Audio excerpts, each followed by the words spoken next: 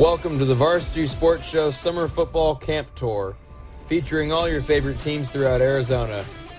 Sit back and enjoy the ride as we take you through a sneak peek of preseason camp with coaches and players. And now, here's Vince.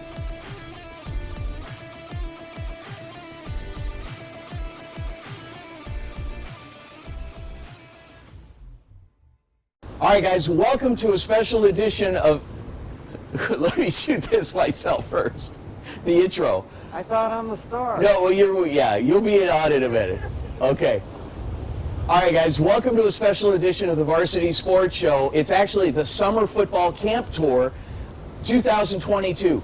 My name is Vince DeLisio. I am so excited to present an incredible show. What we've done this summer is go around and talk to coaches, talk to high school teams about their camps, and just give you kind of an insider perspective of everything going on out there in the state of Arizona. Now, what am I doing here? I'm in Southern California on the Huntington Pier at Huntington Beach.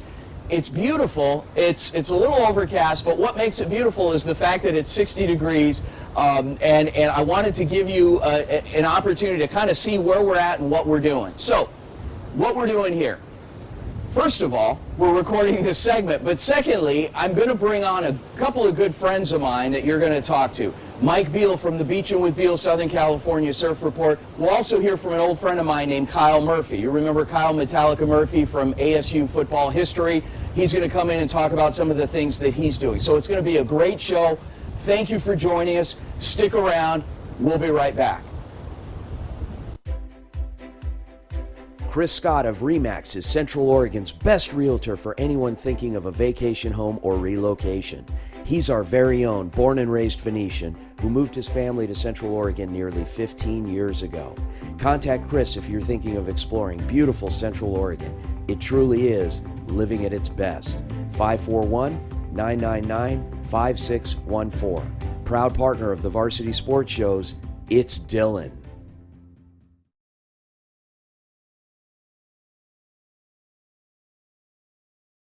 All right, guys, joined by ALA Ironwood head football coach Travis Epperson. Coach Epperson, I've been wanting to talk to you for a long time because you have, you're coming back. You've got a young team this season.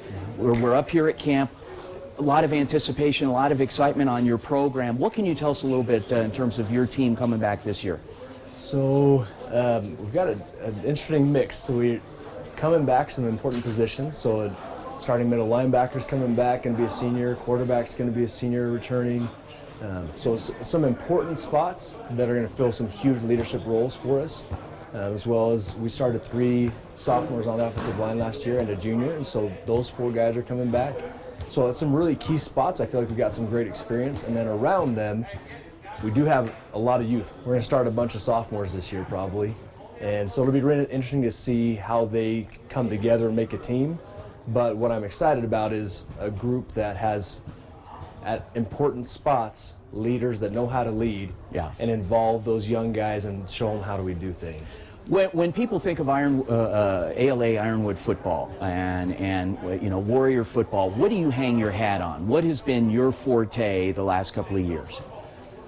It's been a struggle. First of all, we weren't winning games, so I guess that's what people knew us as. Yeah. But really what we've tried to build it as is a sound football team that does not beat themselves. And for us, that's how we do it. We have good athletes, but it's not like head and shoulders above everybody we play. And so we've got to be a team that can not beat ourselves and play sound all the time for 4 quarters. And that's team we've got to be that disciplined team that can pull that off and play consistent. Up here at Camp Shadow Pines this first day, you guys are doing a lot of team building activities. What are some of those things that you want to talk about? So some of them are just fun, like we're about to do a dunk contest. So some of them are just get them to have some fun and get out of their shells a little bit. Other things are setting identities for our position groups because we have so much youth. Like understanding, like as if I'm a linebacker, what is the linebacker's role on a team? Yeah. Because some of our guys haven't played a ton of football, and so understanding like what's my job in this role? As running backs, what role do we need to play? And so we are trying to get them to have an identity within their position group, as well as an entire team. And so we're trying to hit both. And so we went on a long team hike and gave them some time to just enjoy being with each other and just talk, and that as well as give guys opportunities to talk about, why are you here? Because A.L.E. Ironwood's not traditionally known as a powerhouse football program.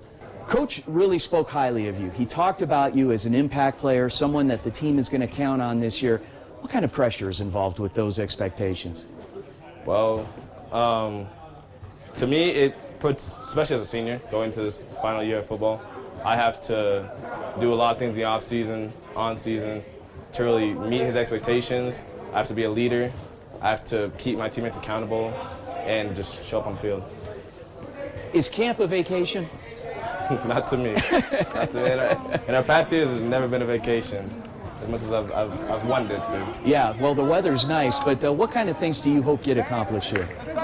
Well, this year, especially towards different years, comparing it to different years, we've done a lot more team bonding activities. Yeah. And so I feel with that culture being built, with the trust being built around our teammates, hopefully going into the season, we'll be able to make more plays and work as a team more properly. So. How do you feel your role is expanded going into this year as opposed to last year? What's different, or is there anything different? I think the leadership role has expanded. Okay. Coming into 2023 season, especially being a senior, I have to show up. I have a lot more pressure on me. I have to be able to be there for my teammates as well. And really, when the hard times come, I have to be the one that stands up and says something. A lot of pressure on you as the team's quarterback. Coming into this season, is it pressure on yourself or pressure from your team mostly?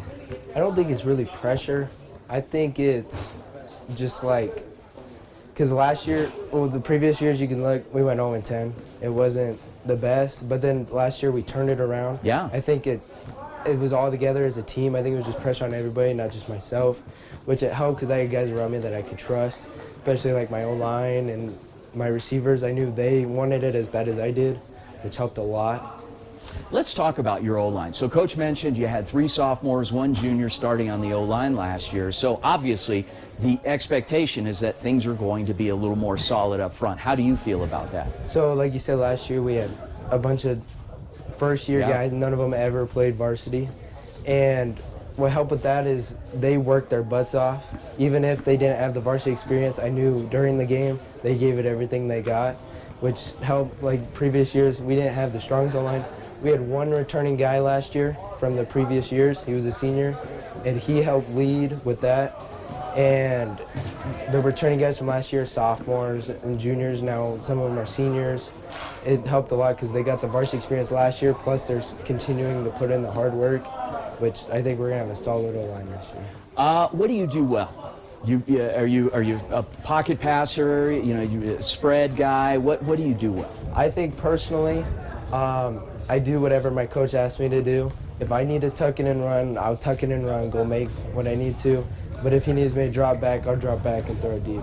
It's whatever the coach needs. Hey guys, Vince here. Please join me in welcoming the 2022 Varsity Sports Show Summer Broadcast Team. Hi, I'm Lindsay Selzer from ASU's Cronkite School of Journalism. Hi, I'm Trevor Goodwin from ASU's Sandra Day O'Connor College of Law. Hi, I'm Jake Brown from ASU's Walter Cronkite School of Journalism and Mass Communication. Hi, I'm Xander Simmons from Cactus Shadows High School. Hi, I'm Tyler Bender from ASU's Walter Cronkite School of Journalism and Mass Communication. All right, guys, joined by veteran journalist. You like that veteran? You I like that. I like that now. Cody Cameron. Cody, so you're up here at Camp Shadow Pines. Are you kind of helping to oversee the camp as a whole? Or are you here with one particular team? Or what are you doing here? I'm the coordinator. So for this first session here, man, I'm the coordinator of all 3 teams here. And I love it for 2 reasons, right? One, get to escape the heat. 115 degrees every time I look at that weather. Beautiful 80-degree weather here. So great way to escape. And obviously just get to hang out with some of my friends. All of these coaches I've gotten to know really well the last 4 or 5 years. You talk to Vance Miller, you talk to Travis Epperson, and all these coaches I've known 4 or 5 years. You build a relationship with these guys, and then you go to camp with them, and you get to see another side just outside of football. Heck, right behind me, dunk contests, football tournaments, and I love that part. But yes, sir, I'm the coordinator for this camp. Talk a little bit about each of these teams, and you're obviously spending the week up here as the coordinator, but what specifically, you mentioned the coaches, what do you know about these teams? Oh, what I know about these teams and kind of the same formula that a lot of the Arizona high school football teams are having now, everybody's got a gunslinger, and so when I do these camps, I just notice immediately, just because it stands out, all these guys got quarterbacks, and that's really cool, because I look at a program like A.L.A. Ironwood, which a couple of years ago was really it's a program that was brand new, starting from the bottom, really didn't have much. Now they got a 2023 quarterback you just talked to, and Connor, and he can sling it, man, and so does Westview, and then Coach Miller's got a great dual threat quarterback over there at Mesquite, and so I noticed that. Also, just the athleticism. I think every single year it's talked about, whether that's from the offer sheet of having 300 to 350 seniors get offers from colleges. We have a ton of athletes, and that's just progressing even higher every single year. Doesn't change, man. So just to see the athletes these teams have and just the kids getting after it, that's what I really noticed. Well, the one thing, and you could speak to this as well as anybody, but you're not just seeing the athletes at the 5A, 6A level anymore. You're seeing it across. I mean, you mentioned ALA Ironwood, which is a lower division school with top-level talent. How has the environment changed even in the last 5 years? I think you look at a thing of competition, and then these kids are working 24/7 around the clock. And I'm not talking about like burning out from football 12 months out of the year. A lot of these kids are running track. A lot of these kids are getting speed training. A lot of these kids are hitting the weight room where, maybe back in the day, a lot of lower level programs, whether that lack of facilities or just didn't do these, they lift July through about August or September. That's not happening anymore. I mean, these guys are lifting year round, so they're bigger, faster, and stronger. And I just think, like I said, the athleticism, the movement into Phoenix, I think that's the biggest change. But these kids are getting after it year round and just making them a better athlete. Aside from the weather, what can you say? What's a selling point about Camp Shadow Pines? The food. The food and the staff. Do you cook? And the staff. I don't cook, but the staff, it's Tamara and Vicente, the two owners of Camp Shadow Pines. They hire in about 8 to 10 cooks from the Heber, Overguard area, and they cook phenomenal food. When you think of camps, right, you think of PB&Js, frozen pizzas, the horror stories, right? These guys are cooking every single day, 3 meals a day, fresh food, and it tastes so good. But also, they care. They care about their camp. They care about their product. And it shows, man. It's such a beautiful place to be. All right. Cody Cameron, veteran journalist here in Arizona. Cody, thanks so much for taking time out of your busy schedule here, coordinating the camp to visit with little old me. So appreciate it. Hey, you're the man. I appreciate it. All right.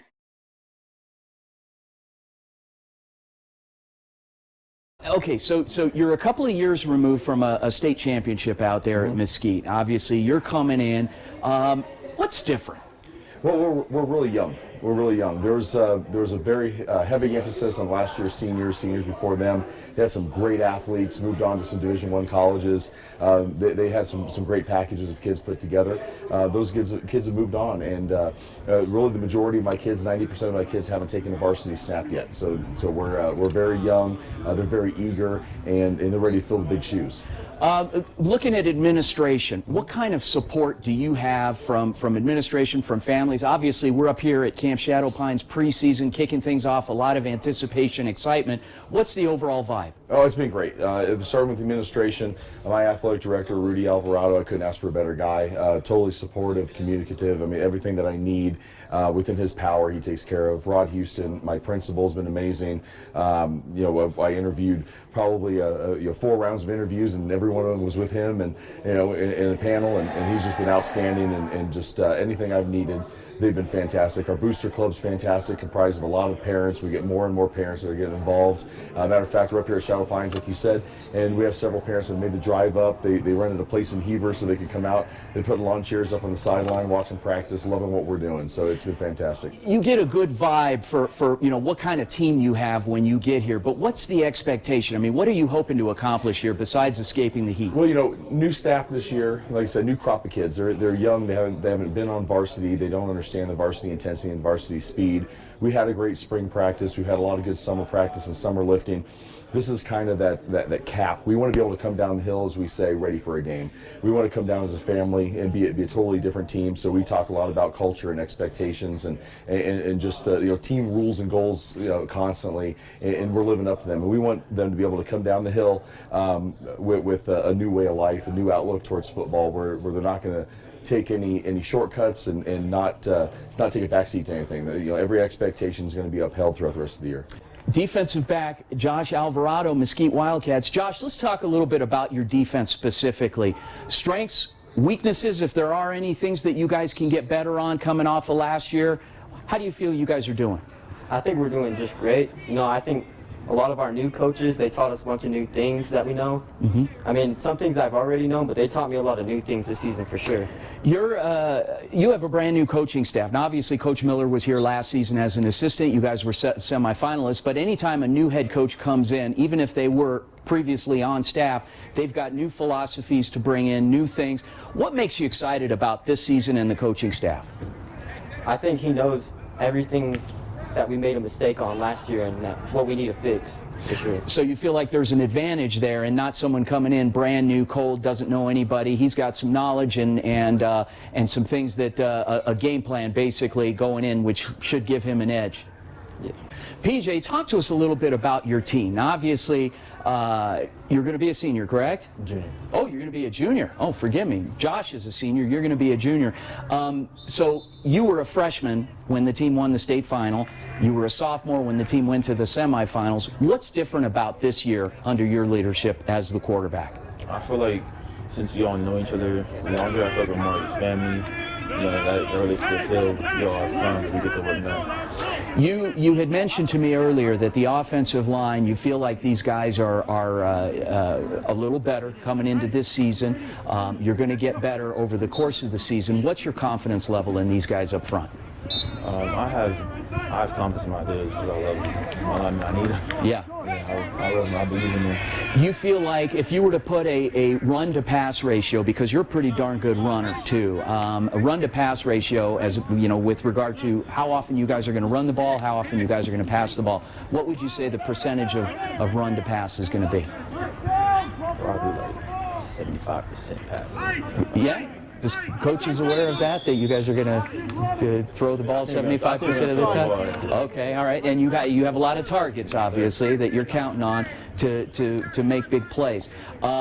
Defensively, the guys you face in practice every day, these guys pretty good? Yeah, we got some dogs. Yeah? And they do a good job of stopping you in practice, so you imagine what they're going to do against the rest of the league. I can imagine, yeah. What things do you hope to accomplish here at camp? I just hope that we come back. Coach says all the time, come down the hill better than we came up the hill. Yeah. I just hope that we can all bond as a family, a team, and then get better physically and mentally so we can lock in for games. The Varsity Sports Show is proud to present the Thursday and Saturday night high school football game of the week. Coaches, administrators, boosters, and fans partner up with the varsity team to broadcast your games this fall. Choose from Thursday or Saturday night and have an exclusive audience on a big stage. Call or text us at 480-779-9437 right away and join our team. High school football action on Thursdays and Saturday nights this fall, brought to you by the Varsity Sports Show. Welcome to Dylan. He's out and about looking for fun. He's Dylan. Brought to you by Chris Scott of Remax Key Properties in Bend, Oregon, where it's living at its best. 541-999-5614. And now, it's Dylan.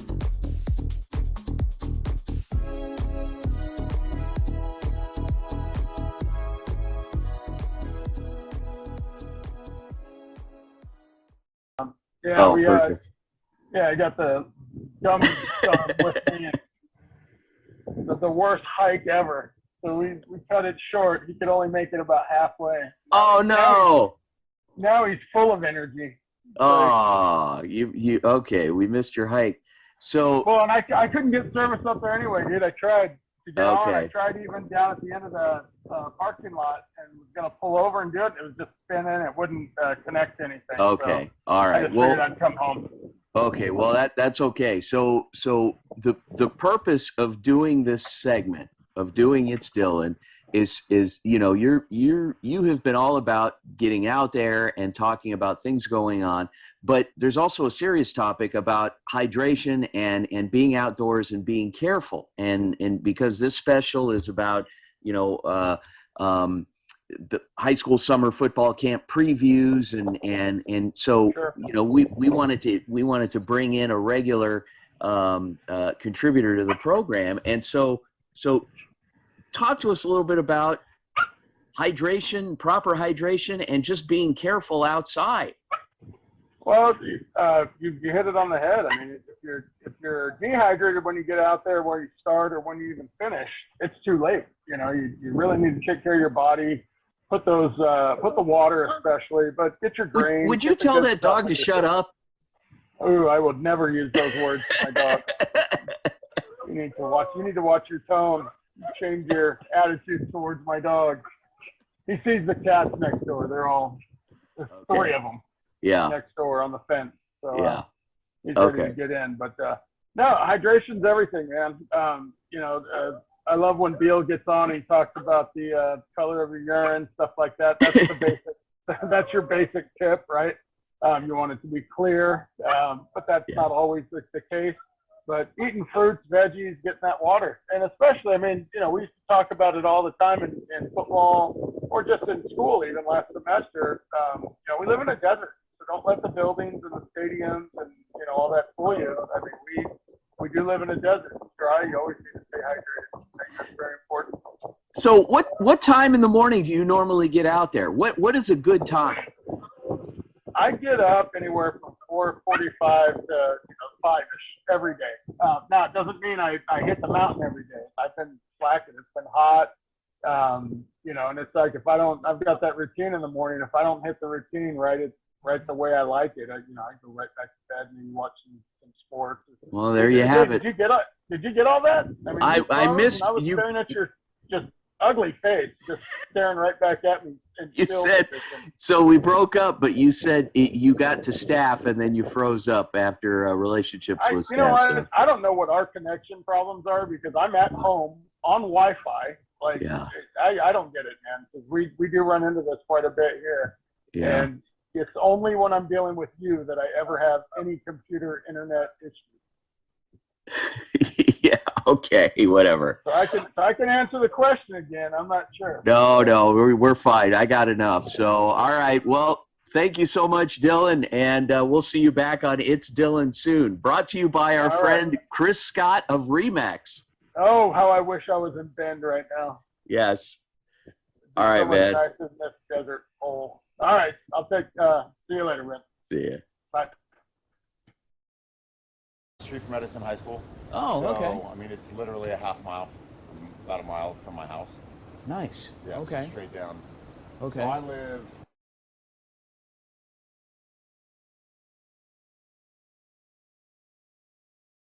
Your sophomore campaign. Last year, you started off with a brand new team, what was essentially a gutted team, building the program from the ground up.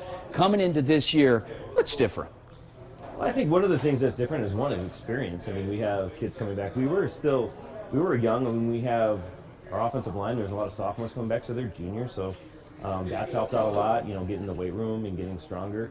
We were kind of really behind the 8 ball of not being able to even use the weight room until what would be considered spring ball going into that season. So we had a lot of work to do just getting ourselves back physically to where a varsity program would be. So we're well on the way doing that this year. When I showed up here at camp and I was looking for you, everybody said, look for the guy with the lava. And I was thinking to myself, what did I miss here? What in the heck is a lava? Coach, describe what you're wearing. Okay, a lava is it's a Samoan wrap that they wear. Yeah. And so we brought in last year. I brought in Ray Rapina and Tony Uma, and they're both Ray's a Kiwi, but Tony's a Samoan. And so we kind of came in, and they kind of brought me into their culture. And so, going through that and kind of understanding what their culture was about, and it really kind of resonated with me. As far as, what's completely unique and I really love about their culture is they have an identity and a bonding where they may not even know each other, but they're both Polynesians. They're like, now I know you, the respect. Yeah. We're brothers already. So we were trying to bring that in to our program. You know, it's got a warrior mentality as well. Yeah. It's discipline and respect, and it's very, I don't want to say regimented, but there's a situation where it's kind of expected and it kind of ingrained. But as much as it sounds like, oh, it's a warrior culture, it's discipline, it's, you know, it's respect, all this kind of stuff, it's really based on love. Yeah. I mean, you're loving your brothers, okay? You're taking care of your family. You're doing these things. And so that was one of the things that kind of resonated with me, and so kind of brought it up. And secondly, I threw these things on. I don't like to get sunburned on my legs, and these things keep it off, and it's nice and cool, and I'm not wearing the pants. I mean, this is great. Yeah, well, it's beautiful. It is. It's very flattering, and I was able to find you. Yeah. There's a lot of people here, and I was able to find you. So, Coach John Irish, Westview Knights, Coach, congratulations. Looking forward to working with you this year, and good luck. All right, appreciate the time. All right, thank you you very much. All right. Because football's an outlet for many people, especially me. I use it as a way to stay healthy. So it was really relieving to do what I love again. Brand new head football coach last season, Coach John Irish. What was the adjustment like, the learning curve? Did he come in with a lot of new stuff, or was it, you know, just some similar things that you did prior to him taking over? He came in with a brand new culture. He wanted a new culture for the program, and it's really shown through the culture because he wants to build a better culture as well as a better school. Okay. Your teammates, are they your brothers? Phenomenal. I love every single one of them. Okay. Everyone has their moments. Everyone's working together. We're working hard. Coming up here at camp, what's the expectation? You're up here with a couple other schools, and obviously there's good camaraderie going on, a little bit of competition going on. But before you got on the bus to come up to camp, what were you thinking about this week at Camp Shadow Pines? What everyone really wanted for camp is to really get that brotherhood going, get it going even more than it already has been, and just to get some work in, some summer work. Do you feel pretty good with the fact that, you know, you're spending some time up here and you feel like it's a good bonding experience? Do you feel like you're going to get a lot of things accomplished in terms of X's and O's, or is it more for just the brotherhood and the bonding? I think for both of them, actually, as far as the brotherhood goes, just the second day being here, it's already way improved. And then the X's and O's, we're also showing a little bit better signs. All right, guys, joined by Jaden Garcia. Jaden plays offensive guard. I was an offensive lineman. You're a little taller than me, but and it was a long time ago before I had gray hair. But at Westview Knights, Jaden, I got to ask you. So first of all, you come up to camp. What was the expectation before you guys boarded the bus to come to camp? I'd say it's to get closer as a team, you know. Like Yeah. going to camp, it's all about the bond, getting close as a team, just progressing throughout the season. So I think it was just to get everybody together just so we could progress through the season. What year are you going into this year? I'm going to be in my junior season. Oh, you'll be a junior this year. Okay, so you missed your sophomore year. No, actually, you missed your freshman year due to COVID. You played last year. You know, brand new head coach, brand new culture, mentality. It was a rough season, but you know, what did you guys come out of learning at the end of the season? I'd say we came out learning that we just can't give up. Like with these coaches, they'll keep pushing you and like they'll never stop giving up on you. And these, like, got a special group of coaches, special group of kids, and they just brought us all together. Coming into this season, the fact that you guys are at camp now, how do you feel that camp is going to help you to prepare for the regular season? I think it's going to really help us a lot. I mean, we came so much closer as a team. Like, at home wasn't the best, but we all came down, we all bonded, and I think we're going to have a really great season this year.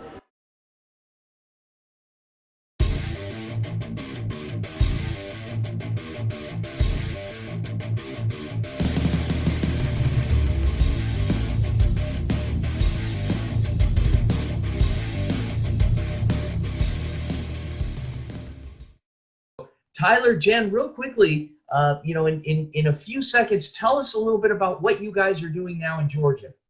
Well, hey, listeners, Varsity Sports Show, good to be back.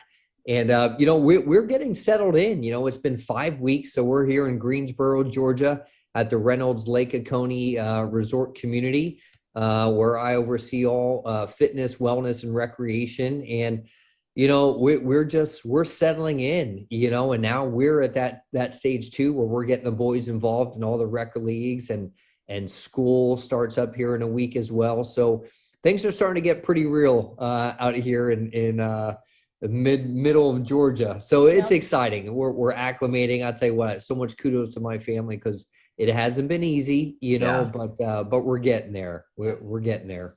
Okay, so as you guys know, the theme of this program, it's a summer football camp tour, summer football camp special, and the way that you guys fit into all this perfectly is obviously, Jen, you're a nutritionist. Tyler, you're a big fitness guru, and together, you guys do a lot of great work. So, Jen, starting with you, eating right is so important, particularly when you're burning a lot of calories, but you need to keep your energy level up, like these young people that are going through football camp and the rigors of a whole season. What are some easy things that you could recommend around the house just to kind of keep our energy level up and not compromise on health? Absolutely. Well, with kids, regardless of what age they are, if they're playing sports and they're outside running around, they need energy. And, one thing that we try and even teach our boys is how you function on the field or the court or wherever it is that you're playing. It's going to be based on what you ate yesterday. So you are functioning off of your diet and your hydration from the last 24, 48 hours even. So even if you're going and hiking and you're out in Arizona and it's warm, you're not operating off of the water you just drank on the way there. You're operating off of yesterday's hydration. So focusing on what you're eating the day before practices or big games or tournaments and anything that you're doing, lots of carbs day before, lots of protein, lots of hydration. If you don't like the taste of water, mix in some body armor, get some flavor in there. But just remember, your ability out there playing on the field is based on what you put in your body days before. Okay, wonderful. And Tyler, now to you. Regarding proper conditioning, stretch, I mean, we can't just go out and start running 5 miles, right? You got to build up to it, and you've got to be warmed up.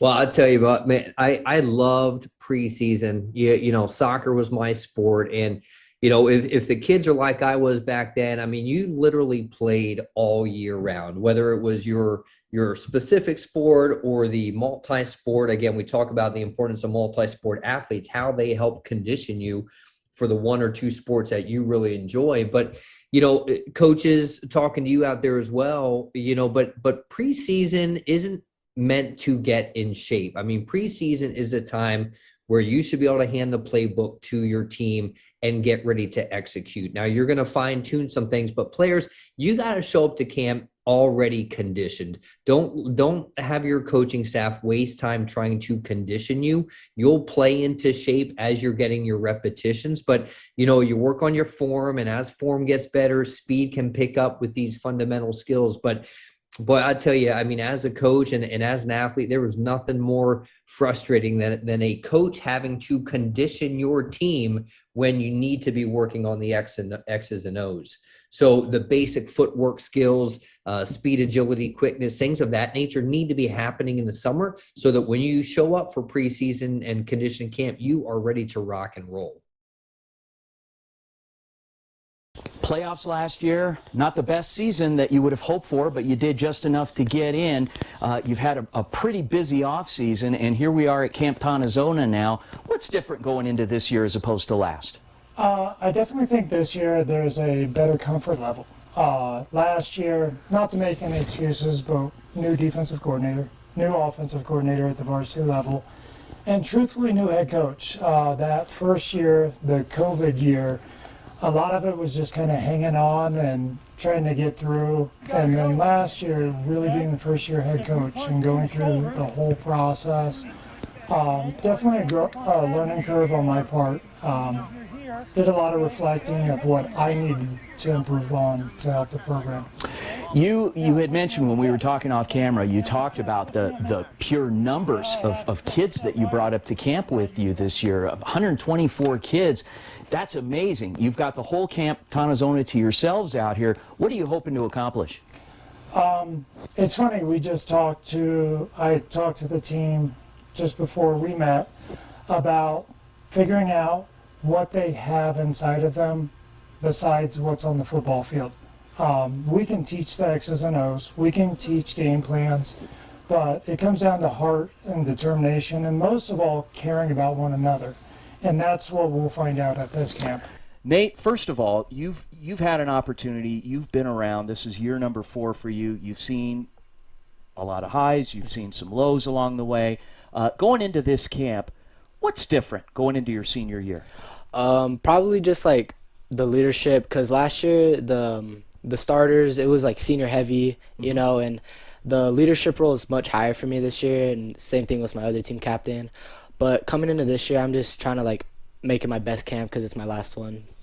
The Camp Alvarado traditionally has been pretty deep at receiver and defensive back, and now that you're coming into your senior year, do you feel like you've got a good grasp on the position and the defense for that matter? Do you feel like the defense is a little stronger than it's been in the past? Do you feel like there's things that you need to work on to get better at defensively?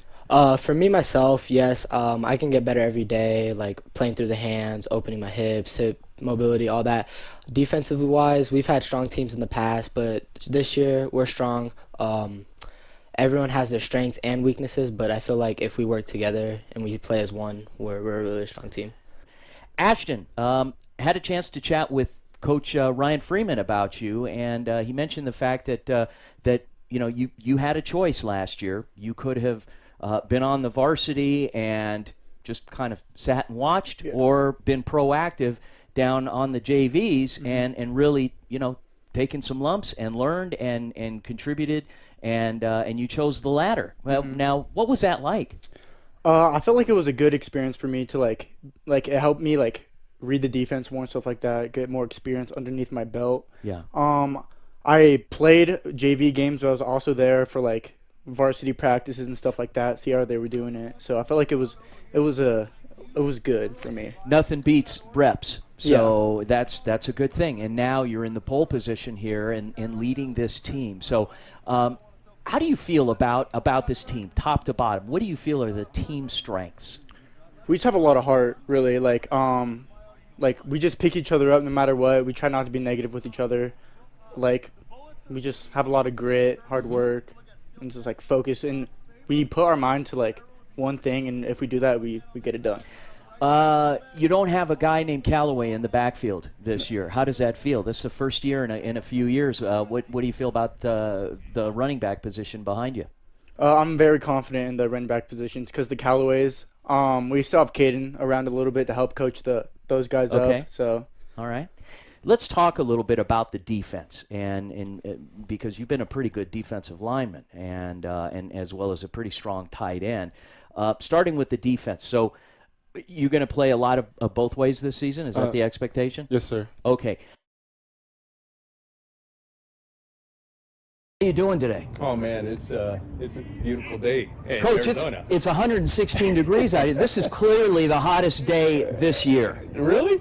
Yeah, it feels like it. It feels like it's 90 degrees out here. Okay, all right.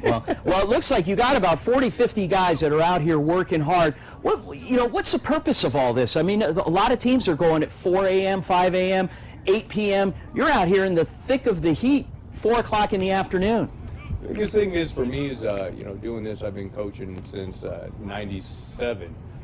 Is just that it's getting them acclimated, as well as I noticed with a lot of our kids, it's about consistency and going at the same times. And since we play games at this time, it's continuing that pattern with them. So they're better, for me, mentally more prepared, keeping everything consistent. You set an expectation here. It wasn't, last year was not just a fluke. You finished 7-3. You narrowly missed the playoffs. Obviously, there was a lot of frustration in that, but that's just the way it goes with the PowerPoint system and everything else, the strength of schedule. But you set the expectation, and the fact that people were disappointed means that you're setting up for greater things. Oh yeah, no, definitely. I think it's true for anybody. When you got expectations and getting disappointed the way we are. I mean, that's why our slogan is "Job's not finished." We still feel that we haven't done what we need to do. So it's a great place to be. Like I said, the kids have responded. They've been in the weight room. They've been working harder. It's a special moment. What's different about this team coming up? You know what? This is going to probably be my most talented team I've had. And, I've been here since 2010, and I've competed. I think the last huge talented team I remember Callenbeck was back in 2002 with Thomas Huff and, all those players. Amos, this is the hottest day of the year. You guys are out here working. Why? Because we only got one goal. And what's that? Hopefully playoffs, championship. Okay, so you guys want to win. Let's talk about that. Last year, you came awful close, you know, and we talk about strength of schedule. You guys finished 7-3 and did not make the playoffs. How disappointing was that? Very disappointing. I mean, 7-3, that's breaking Camelback's losing culture for 20 years. You know what I mean? Yeah. So 7-3, that's really good. Okay, it was really good, but not good enough. Apparently not. Okay, how did you guys feel at the end of the season knowing that you know, it just takes a little bit more? Did it motivate you guys in the offseason to want to get back, work harder? What happened? What was that like? Frustrated for like a week or two, but you know, it's like, what can you do about it? They already made the decision, so yeah, off-season came, we out here working. It's 113 out. That's why we out here. We here to work. You had to sit for half the season. You transferred here from Liberty. What was it like? How frustrated were you, and knowing that you had to do that, but watching your teammates kind of go through half the season without you? Yeah, you know, I was supportive of them the whole way. I believed in them. Basically, I just had to be patient, wait for my time. So whether it was for being there for my guys, my line. I mean, this year it's going to be something special. Running back, Amos, Okay. you know, he's explosive. Yeah. But, you know, it's just about being patient, getting ready to go. I just need an opportunity to showcase my skills.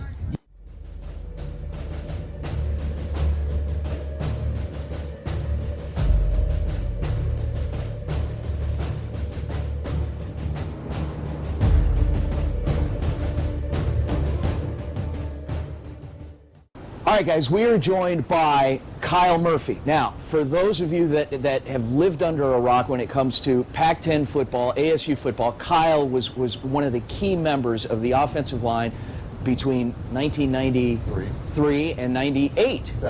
Well, the 97 season, spring of 98. Okay, Well, so... I mean, I graduated in 97. Oh. December 97. Oh, December 97, okay. I stayed around in the spring because I was going to get a business degree. I was going to get a minor. Oh. And then I decided I don't want to be in school anymore. So I Okay. didn't. All right. And then you just, okay. Well, the toll that it took on your body, obviously, I mean, I remember you signed with the Raiders and you went up there for your physical and it didn't pan out. But you go up there and, you know, the optimism, you're like, man, I'm going to play for the Raiders. And then all of a sudden you go in and see a doctor and you're done. It is a roller coaster of emotions because, you know, watch the draft. Thought I'd get drafted, Yeah. you know, anywhere from 4th to 7th round. I couldn't train because of my back.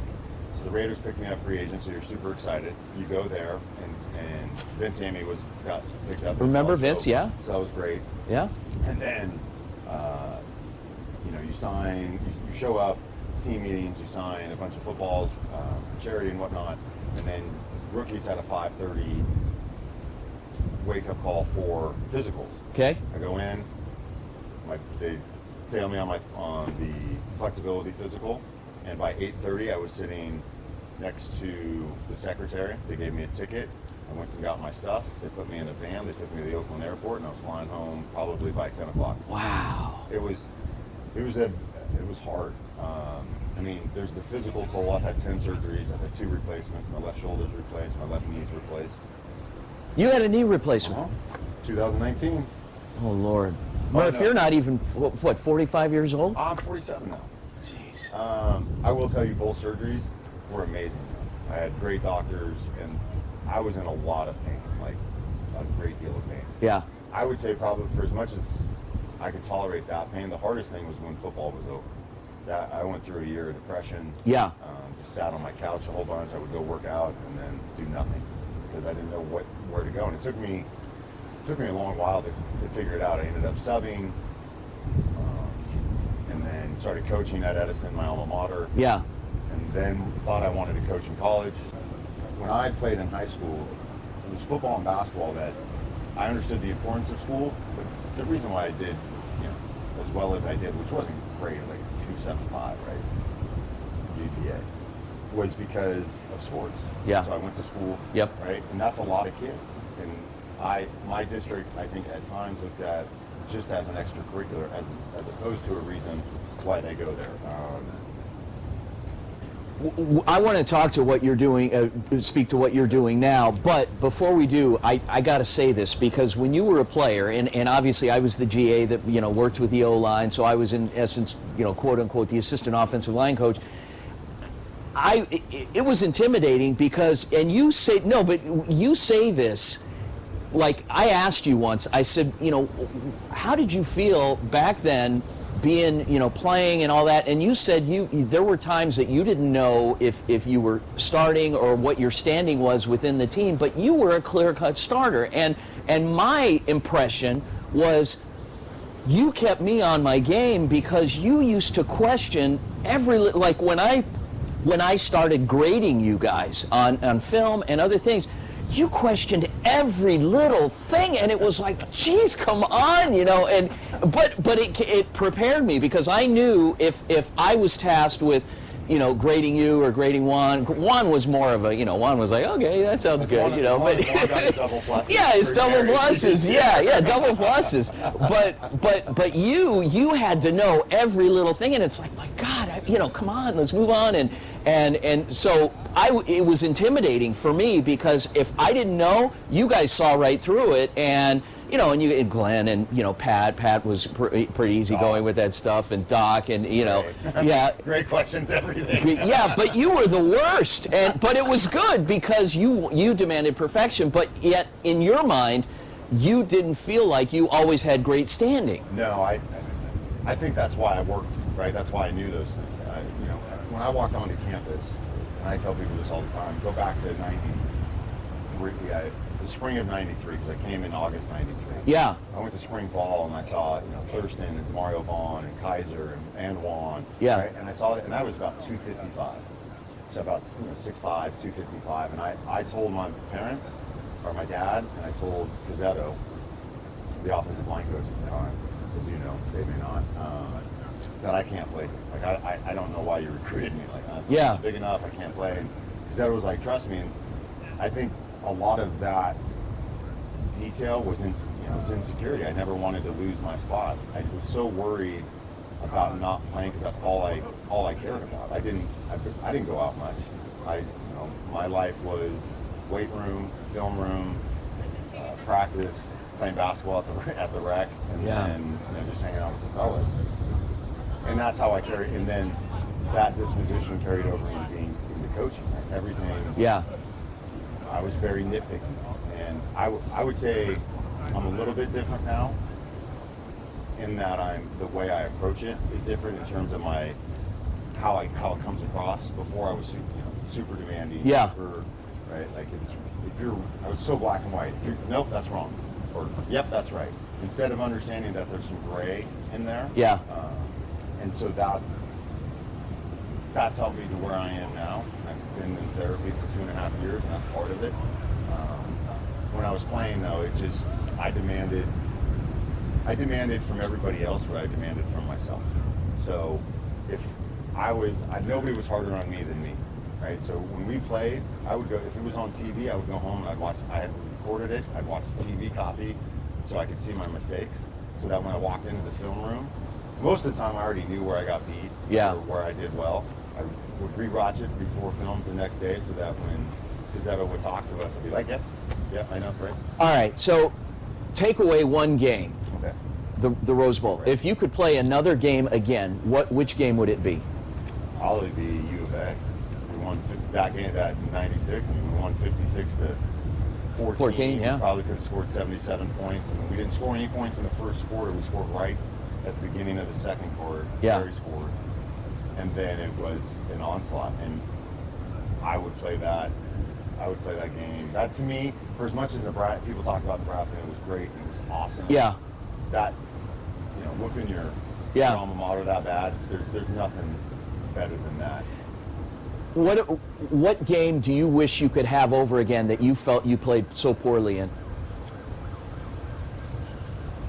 I played pretty well in '96. I would go back to '97, probably the first 2 or 3 games. I don't think I played very well. Nothing in '95 where we had kind of that run where we were 3 and 4 at one point. 95. 94 we sucked. We were 3-8. There's not enough games to go back and fix. In '95, I would fix the U of A game. We were up 14, 7.5 minutes left, and then Dice scored, and then we blew it up front on a twist, I believe, and Jake got hit and fumbled. Waldrop recovered it, and then they went in to score, and then they scored one more. We were on our way to a bowl game after that. Yeah, it would have been the first bowl game in years. Yeah. Too. Wow.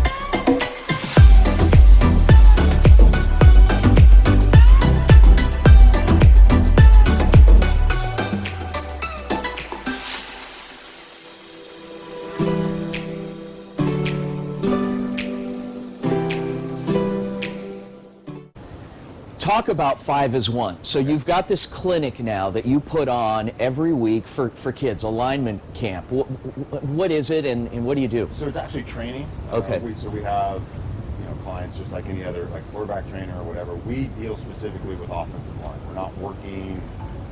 We're not trying to get you to be a better receiver. We're not working ladder drills or cone drills. Trying to work on coming around them or anything that you're normally seeing. We focus on being a more efficient lineman. So like anything, your house, you have a foundation. Our foundation starts with the stance, getting them in an efficient stance for their body. We have pillars, right? A foundation of how we get there. And then we work on everything else, right? Run blocking, pass blocking. And the evolution of it is things we do are based in movement. Every sport moves. It's based in physics. So if I want to, as we're on the pier, right, and I'm in the water, and I want to swim to shore, paddle. Yeah. And I'm paddling away from where I want to go, right? Our arms go the opposite direction. Same thing when we walk.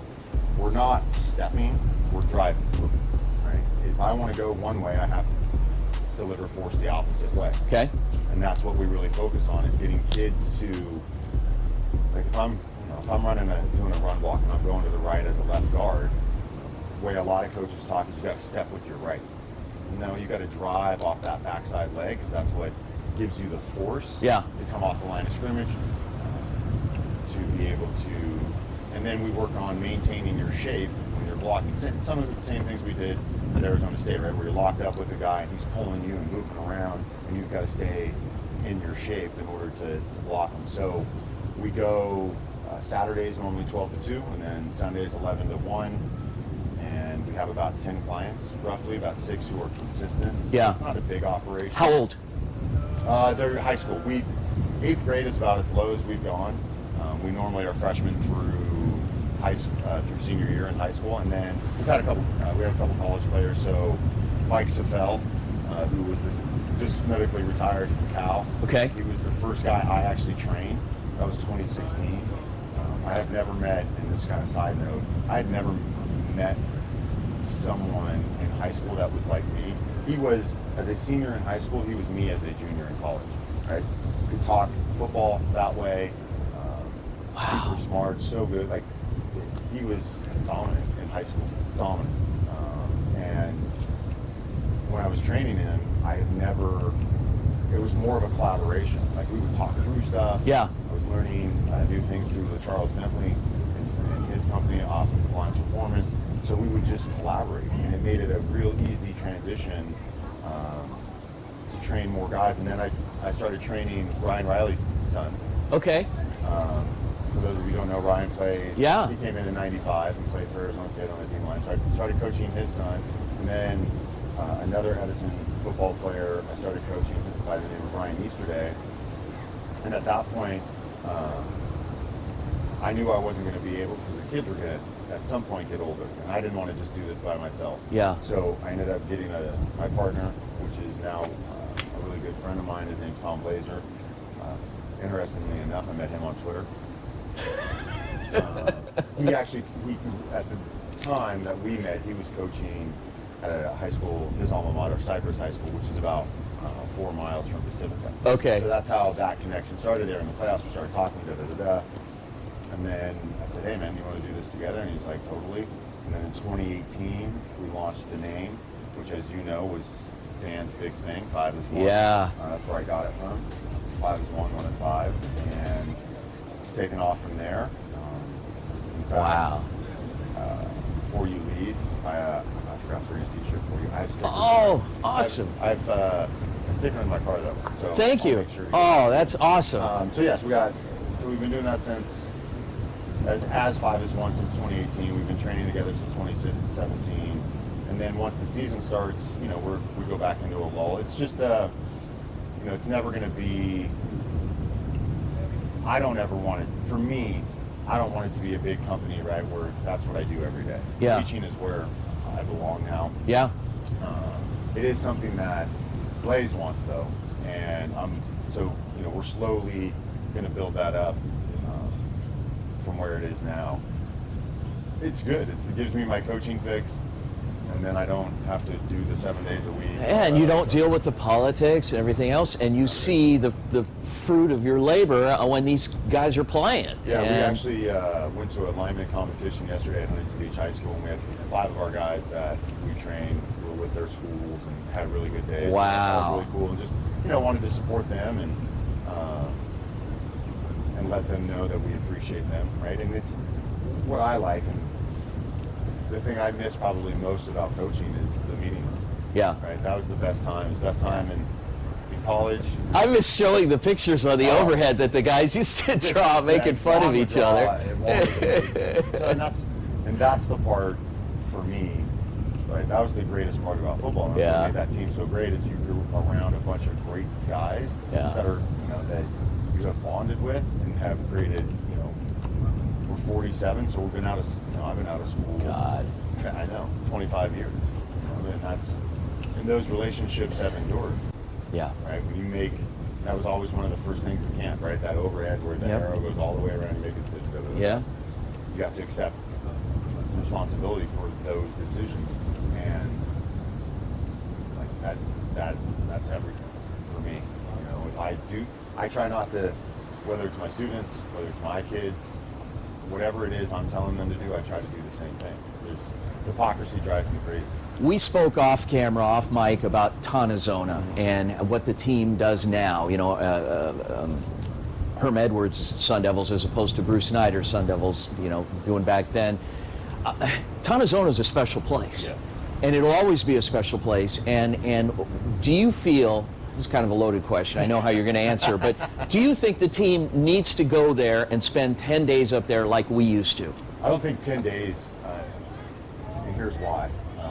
I think part of, let me back up. The 10 days, by the time you get to Wednesday, the players are, we're done with each other. We're tired of seeing each other, talking to each other. Now, what that does, though, is it forces you to be around guys that maybe you would, not be around. We didn't have phones, and video game consoles weren't up there. I'm not saying that they were up there, but phones would be certainly. So we didn't have that distraction, right? And it was just either you read or you talked or you made fun of each other, whatever. The other difference is that we had 2 practices a day. So if we lose a practice on a day, rain, whatever it is, the day wasn't wasted because we had that practice. Yeah. The third thing is I think the operation is so much bigger, right? If you look at, not just the facilities, but you look at the staff, right? And the operation. It's gotten crazy. It's massive. Yeah. And so I think 5 days would be good. I think 5 days would be enough, 5 to 6. I think going up there, and we were the same way, right? You're around each other all summer, Yeah. We're like bonding. It's just a different kind of bonding. It's when you are forced to be around people, right? You're forced to deal with maybe people you don't like, right? Or the personalities clash. I mean, you weren't there. In my first year, Jake and I didn't get along at all. Like, I was super sarcastic, and that never changed him. No. Yeah. And he would challenge me, kind of like what you were saying. Yeah. I would challenge you. It was the same thing. So. The bell is gone too. It is. Yeah, they took the bell. Anybody that wanted to leave camp, you had to go down and ring a bell, and you could just quietly leave in the middle of the night. That was, like the SEAL teams, right? Yeah. I didn't even realize that's where that bell came from. And again, things are different. We had, Marinelli my first couple of years, and all we could listen to was Marine Corps chants. Like it's just there are things about it that were rough. I will say there's a great sense of pride because I never missed a practice. Yeah. 5 years, 50, Wow. 50 practices, and I never missed one. Which for me, with the other injuries that I had, I always felt good about. So I think getting away from where you are, right, not being able to go out. Right? If you're home and you go to your apartment, okay, I can go out. Yeah. When you're up at Arizona, there's nowhere to go. Nowhere. Right? So I think those things put a natural, they force you to change kind of how you are around those guys and deal with those things so that, to me, as I look back, it's always easy to see, when we look back, hindsight and whatnot, we always thought as players and coaches had it easier. Oh, you go in the cabin, you have some beers after practice. You know what I mean? We never really put in, when they wake up, when you guys wake up, how the field, all of that stuff. So when I became a coach, I was way more tired than when I was a player. Do you know that my first year up there, it was like deer in headlights, but Ron English and I were GAs together, and thank you for listening to the Varsity Sports Show, where our mission is to empower education and enable dreams, creating an unmatched platform to showcase talent both in front of and behind the microphone in radio, television, podcast, and live streaming. The Varsity Sports Show, still your home for youth, high school, college, and you in Arizona and beyond. And everybody called him Coach English, and I was just Vince. And we literally got into fisticuffs once because, the coaches put it on us and said, one of you guys go get a pizza in town. And I was like, Ron, look, dude, I'm kind of, busy, and it was bad. It was probably day 7 at that point. And so I ended up going to get the pizza.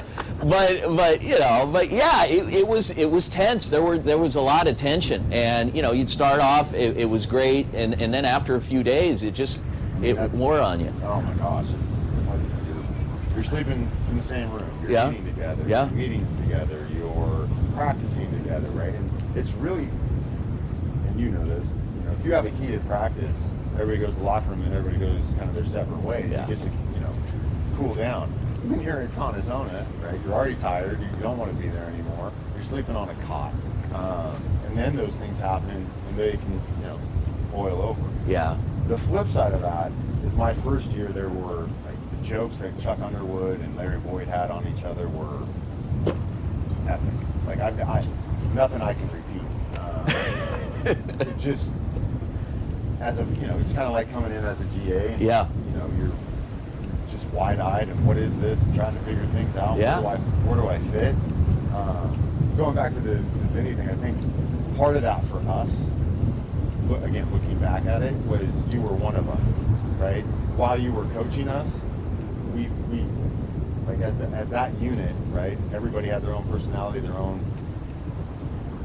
nickname. Yeah. How and so when you came in, it was just you became one of us. So you're Vinny. Cazzetto used to have me deliver news to you guys because he knew that I was a little bit softer, but yet the torrential downpour that I got from you guys was a lot worse than you would have given him because everybody was afraid of him, but he was like, no, go tell him this because you're better at, you're a little softer, they'll like you a little better.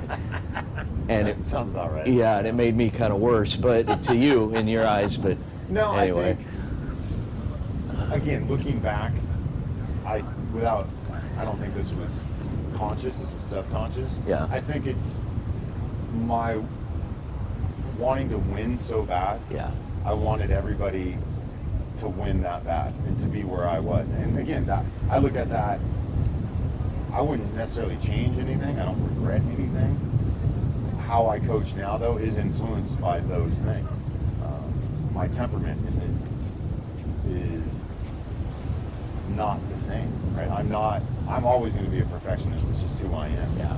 I try not to put that on other people. That's not, right? I was putting that, you needed to be a perfectionist, rather than just, I need to control me, and then support the other guys. So it's a learning experience. You know, what you learned while you were a GA, what I learned while I was there, has carried us over into other things. Yeah.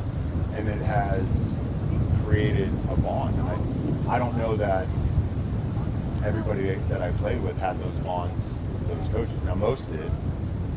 For us, again, as a unit, if you were in our room, you were a part of us, right? That was, for us, that was an incredibly special room. Yeah. So if you were in it, right, part of it was, you know, there's a natural hazing, which you had to go through. Yes. And part of that is, are you worthy to be in here? Like, if you're going to be in here, like in one of us, this is what it takes, right? You're going to get made fun of. There's going to be ridiculous drawings of you, right, on the overhead from lawn and things like that. And once you go through that, then it's you're one of us forever. You know, you're a part of that team. You're a part of that unit. You're a part of why we were good. You know, everybody who was on the 96 staff, everybody had a part in why we were good. It wasn't just, you know, the players get a lot of focus. It was everything. Nothing works in a vacuum. Right? The players don't just play in a vacuum. Yeah. Everything around them matters, and it took us a while, right? I played under, you know, Kent Bear was there. He wasn't going to get us to where we wanted just because of Kent was so aggressive and so rough and so overbearing. Yeah. Right. No pun intended with his last name. And, you know, we had to go through different quarterback coaches to get to the staff that we had in '96. That, right, the players gelled, the coaches gelled, everything came together. And so, yeah, I mean, it was rough for walk-ons when they came in, right? God. We were brutal. Yeah. I thought we were just being mean, and now when I look back, we're making sure that if you're going to be in here, this is what you got to handle. I just didn't know it at that time, right? And if you look back, there's a lot of things we were just not very nice people at times. For the most part, great guys. When you're 18 to 22, testosterone's flowing, and you can be an a-hole. And we were at times, for sure. On that note, Kyle Murphy, ASU legend. Kyle, when you're going to get in the Hall of Fame, I don't know. Yeah. To me, I appreciate it. It should have been years ago, but people have said the same thing. I think I don't get too upset about it because I'm on the wall. Yeah. Like, yeah. Do I want to be in the Hall of Fame? Absolutely. Like, it would be. There's no doubt I'd cry. Like, it's. Because Juan's in there. I would love to be in there, right next to him, playing next to him. When you get in, can I go? Absolutely. Okay, great. Thank you. So, you know, it's just, I love being on the wall, though. I love being part of the captains. Oh, yeah. And I love just those guys. Yeah. You know, it's a really special group of not just football players, it's a really special group of men. So, yeah. All right, Kyle Murphy. Kyle, 5 is 1 with your lineman camps and a lot of success. You can find him on Twitter. Where else can people find you? That's it. Okay. I mean, I don't really jump on. I jump on Facebook occasionally. Yeah. 5 is 1 is on Facebook. It's also on Instagram. Okay. It's on Twitter. It's at 5 is 1 OL on Twitter, and that's probably the best. Like, if you want to get to me, that's probably the best way. You can DM me, you can tag me, whatever. I'm at Warhawks56. I'm sure I do most of my communicating with ASU. Yeah. And it's been I know we got to get going. It's been a wonderful resource. I've met so many great ASU fans, and I've really developed some really good relationships through that. So, yeah. Thanks, Kyle. Appreciate it. Kyle Murphy.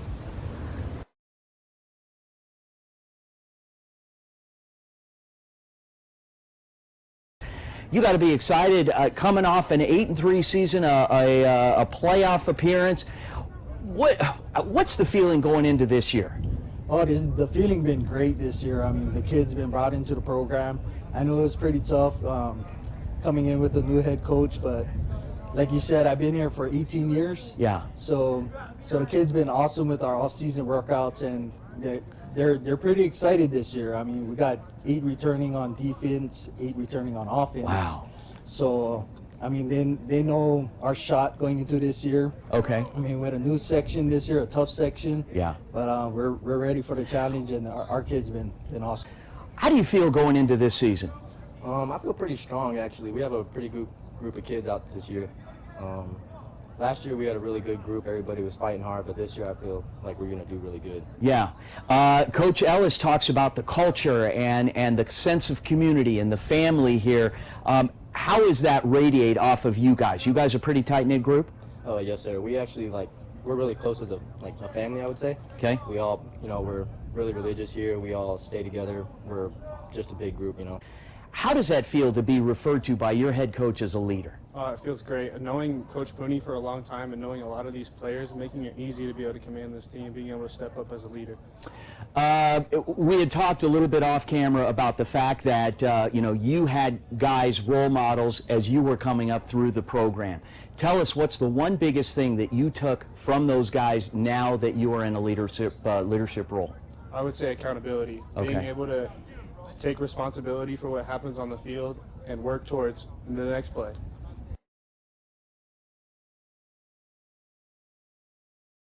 All right, guys, I am at North High School, home of the Mustangs here in Central Phoenix. I am joined by quarterback Luke Halgo, who's only going to be a sophomore this year. And no, he's not standing on platforms. He is actually that much taller than me. Luke, first of all, welcome to the Varsity Sports Show. How you doing? I'm doing great. Getting work in today. Feel good. Yeah, it looks like it. We're here in the weight room at North High. Tell us a little bit about what's going on. I see, a lot of dumbbell work, but that's not part of your normal workout. You guys are doing this because you're prepping for Max's next week, right? Right. So Coach Highsmith over there, the weight room coach, getting us ready for next week, and then we take off in camp. Okay. Friday. Yeah, you guys are going up to Pine Top next week, so you're in here with the core of your team. You guys are coming off a 6-4 season last year, expecting much bigger things this year. Tell us a little bit about Coach Mejia and his style of offense. I like what he's doing out there. He's dialing it up. He came from Phoenix College, so he's got that college experience. I trust what he's doing. I like his offense. You guys going to throw a lot? Yeah, we're going to throw a lot. Nice. Still at North High School, joined by running back, defensive end, linebacker, Mr. All-Everything for this program, Jalen Grant, going into his senior year. Jalen, how much you weigh? I weigh 225 right now. 225, wow, okay. You got it distributed in, kind of solid places, so whereas my weight is not distributed like that. So anyway, and that'll happen as you get older. All right, Jalen, let's talk a little bit about your season. Now, you've been in the program. This is year number 4 for you. You've seen some highs, you've seen some lows. You guys are coming off a 6-4 season, which by many school standards is considered pretty good. But for you guys here at North, you've created an expectation and a culture of winning that you expect better. What has the offseason been like for you guys? It's been great. We're lacking people right now, but it's been great. We're all working. We're all trying to get better. We're trying to succeed to be better than 6-4 from last year. Yeah. And then run. Hey guys, Vince here. Please join me in welcoming the 2022 Varsity Sports Show Summer Broadcast Team. Hi, I'm Lindsay Selzer from ASU's Cronkite School of Journalism. Hi, I'm Trevor Goodwin from ASU's Sandra Day O'Connor College of Law. Hi, I'm Jake Brown from ASU's Walter Cronkite School of Journalism and Mass Communication. Hi, I'm Sandra Simmons from Cactus Shadows High School. Hi, I'm Tyler Bender from ASU's Walter Cronkite School of Journalism and Mass Communication. So, finishing last year with their winning record was huge for the boys. Winning that last game against North Canyon, and that senior group that we had, they didn't win any games their freshman or JV year. So for them to come out and do that their senior year was just a testament to their hard work. And so this off season, because we didn't have very many seniors, we have a lot of guys returning. Yeah. So the weight room all summer has been 40 to 45 guys, which are numbers that we haven't seen so far. I feel like we're building a great culture. It's a culture of brotherhood. It's a culture of just trying to be there for each other through the ups and downs of the season and just try to win. Let's talk a little bit about your defense because, most schools are known for offense. Central's got a pretty good defense. You guys had some moments last year, and what are things looking like going into this season for you? I just love playing defense. I love being a dog, trying to get to the ball and stuff. I feel like at all 11 positions on defense, we got people who can make a play Okay. and want to make a play. So I'm excited to just see what we could do out there, shut out teams, and do our job. So this year is kind of like, our goal is to like build off what happened last year. Yeah, we had a great season, but we really want to finish this season, have that winning record and make it to the playoffs. What's it going to take to get over the hump and get into the postseason, you think? Who's got to really step up and play? Definitely the offense. I mean, like, our defense is pretty good. They'll hold it down on their part. Offense got to come. I feel like if we score and we do our thing on offense this year, every game consistently, then we'll win enough games to make the playoffs for sure. Talk to us about that rivalry game. That's going to be the season opener, and we're going to be carrying it on Thursday night. You know, it's something that, it's a West Side, it's probably one of the biggest West Side rivalries and longest West Side rivalries that there's been. Yeah. You know, before, you probably could have jumped, you'd have had to go a mile and a half between house to house, and now it's grown up everywhere around it. And so, it's still there. We're lucky enough to be able to play for it. We're lucky enough to be at home this round playing for it. And, I think, again, last year it was go, go, go. They got to play a football game last year. That was more than the River Rock. They actually got to play a football game. I think this year, a little bit more investment on what this game means and what it should mean to them and what it means to our community. Okay, joined by Tolleson lineman Mekhi Goodlove. I made that assumption looking at you. I wouldn't have guessed you to be a quarterback, Mekhi, so I hope that's okay. I didn't offend you there. No, it's all good. Okay, good. Mekhi, let's talk a little bit about an important component of the game, line play. What are a lot of teams, it's hard to get good linemen, and you're obviously a mountain of a man here. Tell me a little bit about the rest of the line at Tolleson.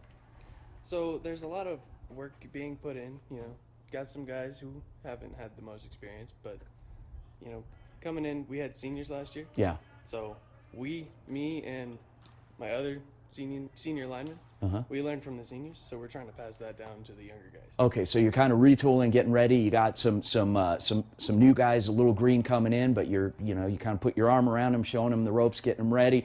The objective here at camp, when you guys boarded that bus to come up here, what was the goal getting here? Just to get better. You don't need any Herculean effort this weekend. It's not rocket science, is it? No, sir. Just work, just put in some work in the nice cool pines up here, but it's not a vacation either. Nope. All right. You've been in the program for a few years now. Talk to me about the culture shift at Tolleson High School and how things have changed playing for Coach Welbrock. Things have changed a lot, considering, especially since he brought a whole new coaching staff in.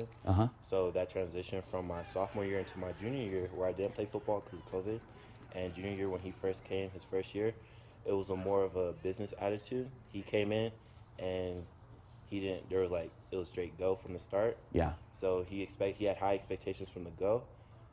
He set them early, so we had a goal to pursue. And I would say that culture really helped us bond as a team because we all had the same goal, and that helped us get along with each other well and play on the field well. How's it going, everybody? Tyler Bender for the Varsity Sports Show. I just got done playing the Legacy Golf Club here in Phoenix, guys. This was an amazing course. It's like a golf resort, so there's a lot of tourists here, but there's also a lot of locals that like to get out here. And guys, it was absolutely beautiful. As you can see from some of the footage of the shots, this course is just amazing. It's in really well shape for the middle of the summer. Looks beautiful. You got South Mountain there in the background. You're playing the entire time. You got a lot of wildlife. I try to get some shots of those, but they're real sneaky, guys. They're really fast. But this is a fun course, guys. It's really challenging. It's straight, but it's really hilly. It's got a lot of bunkers. There is some water, so that comes into play every now and then. I've managed to find one of them, but that's all right. I think you're gonna have a lot of fun in this course. This is one of those ones I wouldn't recommend for beginners, guys. I had a tough time myself, and I've been playing for a while. I played with some guys, and they played for a while too, and they had a tough time. So not the one for the beginners, but if you're looking for a cheap course in the middle of the summer, it's like $22 to get out here. A lot of fun. I think you're gonna have a real great time with it.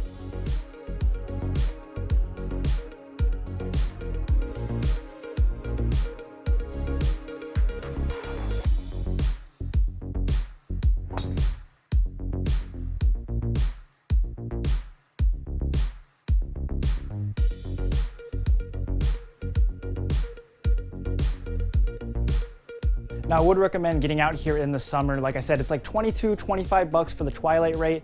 towards the 50 range in the morning, but get out here in the summer because in the winter, the prices hike up to like $180, guys. I am not kidding.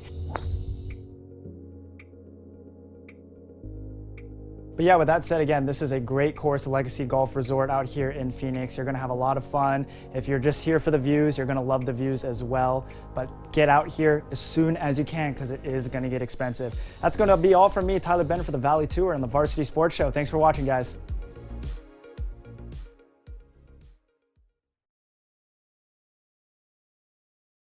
We know what we're doing. They know my voice. They know I'm their coach. They're not surprised. Last year, I'm their coach in June. We go to camp in July. Now, I've been around the program, but I wasn't their coach. So now they know me. I know them. They know the pace of this thing. And then they've taken the level up. You know, they hear me the second time. It's just a different way of doing it. So obviously, having been with the program before, you had a son in the program. I remember Trey from coming around a couple years ago. And so your imprint to a certain degree was already there. What's the difference between Ray Brown, assistant coach, and Ray Brown, head coach? Well, my concern is with every kid in our program, every parent in our program, and I got a everyday interaction with administrators at the school. So that changes for me. And then putting a staff together, you know, finding guys that have the same kind of mindset and want to do it the way I do it. You played 20 years in the NFL, at least, right? Yes. I seem to recall. And can you train to be a coach from being a player, or is there a special skill set involved? Can anybody go from having a playing career in professional football to roaming a sideline and carrying a whistle? Well, I think anybody can coach, but the one thing, me having played, is not a requirement that I coach. Me having not played is not a requirement that I can coach. What I want is a guy who could teach and encourage and remind. That's what we do over here at this Arcadia program. You know, if there are 3 things that I can build our program on, it's going to be those things. Make sure we're teaching these young men how to play football. Make sure we're encouraging them on the things that we're teaching them, and then just remind them again. So it's just over and over. You're getting reps, okay, teach, encourage, remind. We respect our players. There's transparency over here. There's trust. Just repeat it, and then all of a sudden, you know how to coach from that perspective. What's it going to take to get you guys over the hump? Obviously, win more games, but what's it going to take to do that this season? I think we got to keep our players eligible. The second time around, we can't just ease into it. We got to hit the ground running, because now we know it's not June going to camp in July. I had these guys in an off-season program in January. That's what I'm excited about. I had them in a spring off-season program in March, April, May. All of those people participated in an off-season program. Where last year we had no off-season programs. We had no spring on grass workouts. Like, I'm excited. These guys can roll down this hill. I feel comfortable sitting here now, and we're having a practice. Usually last year I got to be out there all over it, hands all over it. A lot of our guys now know, well, this is how we do it. I'll take charge. I love that. I feel like our defense is just like a family altogether. We like know our assignments. We just like family. We talk to each other about our problems and stuff. And it's just like no one like doesn't know what to do. When you guys boarded the bus, what was the expectation? You know, was it just to get away into a cooler climate up in the pines, you know, a little break from the family? What was the expectation coming here? No, our expectation was to get better as a team and get better as a whole. To just get better overall and so. What you've been in the program how many years now? 4 years. 4 years. Okay, so you've gone through a transitionary period with a new head coach. What's the difference with Coach Ray Brown and staff?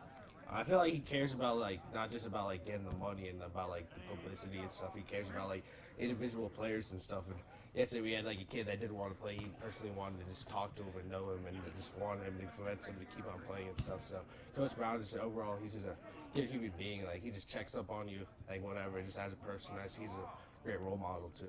It's going to be a good year this year. Last year we had a lot of young guys and coming up to juniors this year. Okay. All I right. felt like we're just gonna be a lot better this year because we have more experience, and last year was our first year with like the new coaches. Yeah. It was kind of new to all of us, the new plays and all that. If I'm seeing your stats, okay, what is Rocco known more as? A pocket passer? Do you tuck the ball and run? Can you stay in the pocket, despite the heat coming in? I mean, favorite routes. Tell me a little bit about your style of play as a quarterback. Well, I like to throw deep. Okay. I like to stay in the pocket. I don't run so much, but yeah, I just like to throw the ball. You got a lot of kids out here. You guys are right in the thick of summer. There's a lot of teams that are leaving town, trying to get into the cool weather. What's the deal? It's 110 out here. Well, we don't go to camp. Since the pandemic happened, we decided that we get more done being here than we would at some other facility and some other site.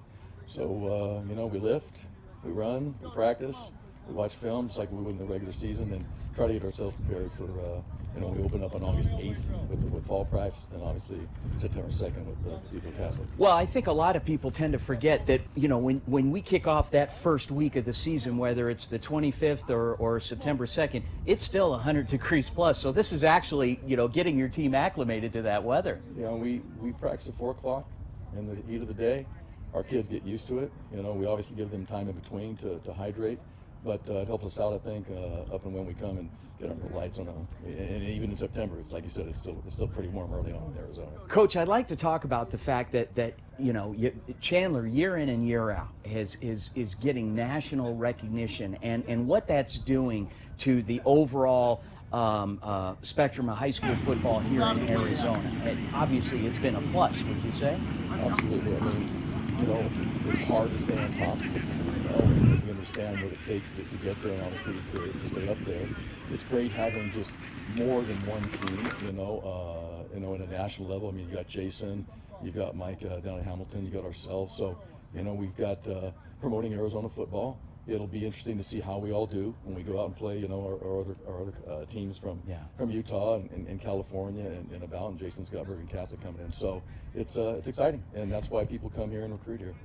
Final question, Coach. Now, obviously, you got to win games to play in that last game at the end of the season. But in terms of examining your program top to bottom, what's it going to take for you guys to get back there? Just worried about ourselves, take it day by day, game by game, practice by practice, and get the kids in position to succeed. And my staff does a really great job of that, and our kids do a really great job of executing. And like I said, it's hard staying up on top, but we've done a really good job of it. And, being in the last 3 Open Division championships and all the 6A championships, we just that's the goal, is to get there. You are when I talked to Coach and I said, Coach, get me somebody on defense that I can talk to. It's like an all-star team. He could have sent me anybody, but he sent me you as one of the leaders of this team. What kind of pressure is that? It's big, but going off Noah Sowney from last year. He was just a great role model to me. Taught me how to play the position really good.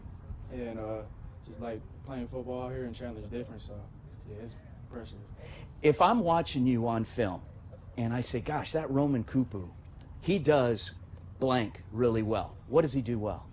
I'll probably say just keeping my team up and leading them and keeping the best defense in the state. Sure. Khalil, when I saw you walking over here, I was picturing in my head that you were a wide receiver. Do you get that a lot? Yes, sir, I do. You're like 6'3", and you've got this. You've got a little thinner frame on you, but a lot of growth.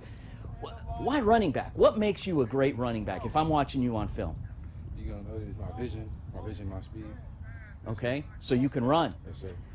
Can you catch. Yeah, and you can catch. So you could also play receiver. Yes, so multi-talented backfield. So it gives Coach the opportunity maybe to try you in some different positions on the field. Is that something that you see happening this season without giving away too much of the playbook to Yes, me? sir. Yes, Yeah? sir. Okay. Do you have what's your favorite play? I like inside zone, just running up through the middle. Really? Using my eyes, using my vision. Talk a little about your offensive line, because I know Chandler, year in and year out, tends to have some of the best lines in the state. What's this season going to be like? This season we got bigger, faster, and stronger linemen this year. So we got to push. Than last year? Yes, sir. Than the team that played in the open final? Yes, sir. Really? Wow. Okay, that's impressive. All right. Hey, and what's up, y'all? My name is Lindsay Selzer from Varsity Sports Show, and welcome to The Lowdown with Linz. This is a segment that I've been doing every week of this summer on Varsity Sports Show radio show. And The Lowdown with Linz is a healthy mix of sports and pop culture, just like me. So I'm going to give you one sports story today and one pop culture story today. All right, let's get started. All right, so for our sports story today, we have something nice and local. DeAndre Ayton signed a 4-year, $133 million max offer sheet with the Indiana Pacers on July 12th. The Suns had until 11:59 Eastern Time on July 14th to match the largest offer in NBA history, but they ended up matching it as soon as they received it. This is great news to have our big man DeAndre Ayton back on the court next season. And for our pop culture story today, Jennifer Lopez and Ben Affleck were recently married in Las Vegas at a drive-through chapel. The two were engaged nearly 2 decades ago before marrying other various famous people. They then reunited 17 years later last year in 2021 to continue their whirlwind romance. Congratulations to the couple, and I'm excited to see these two back together and creating a blended family. All right, that's all I have for today. My name is Lindsay Selzer from Varsity Sports Show, and this is a little segment of The Lowdown with Linz, where you get a healthy mix of sports and pop culture just like me.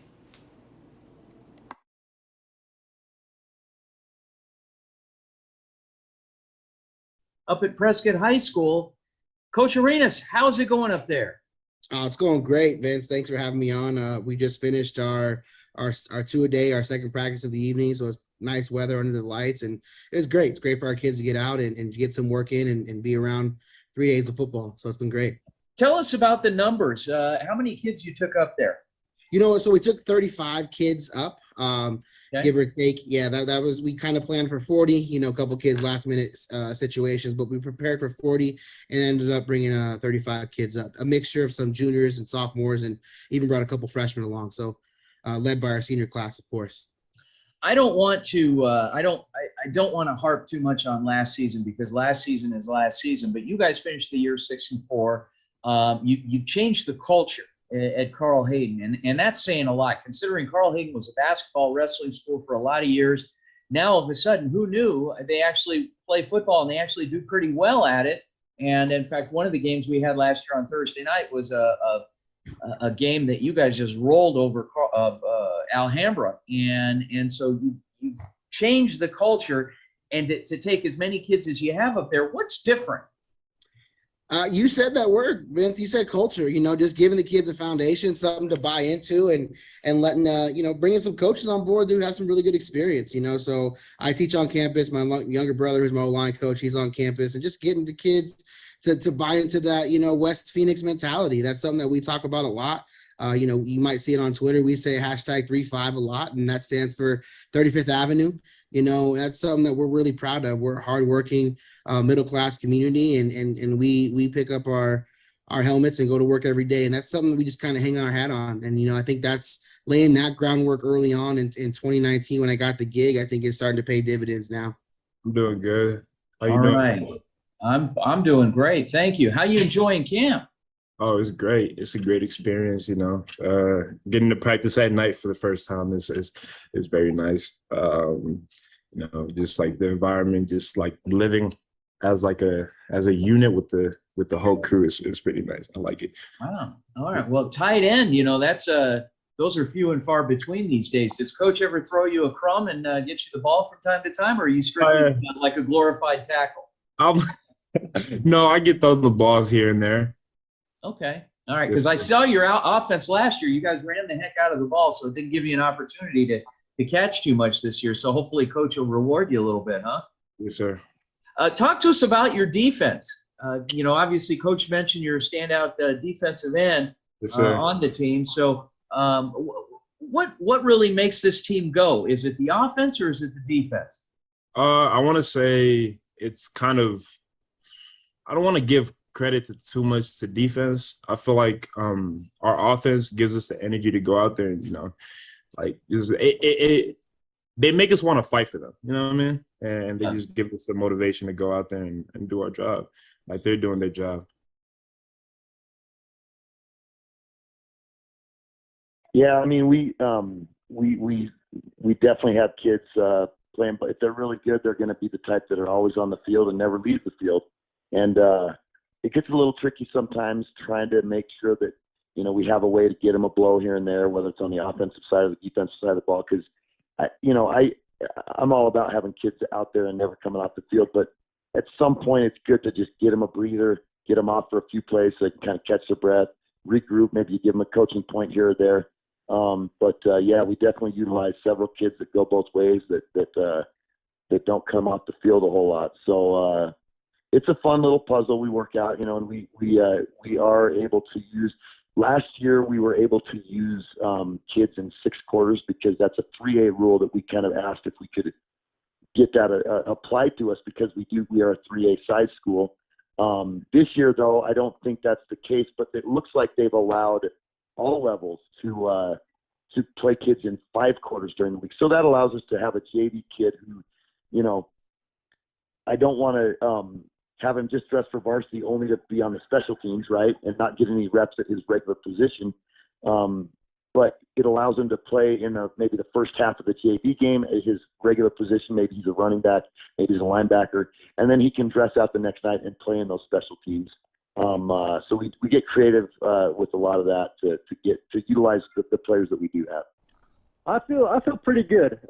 We've been putting in the work, kind of messing with some things, kind of moving some people around, and just seeing the results that we're getting. It's been a lot of fun to be a part of, and it's being at camp especially. We've gotten a chance to kind of see what works and see what we've needed to work on, and it's been a blast. So. How important do you feel that it is to you being a lineman, having your guys around you and working out together throughout the summer? Because I'm guessing, guys don't kind of scatter, that you guys are together most of the summer. How important has that been for you?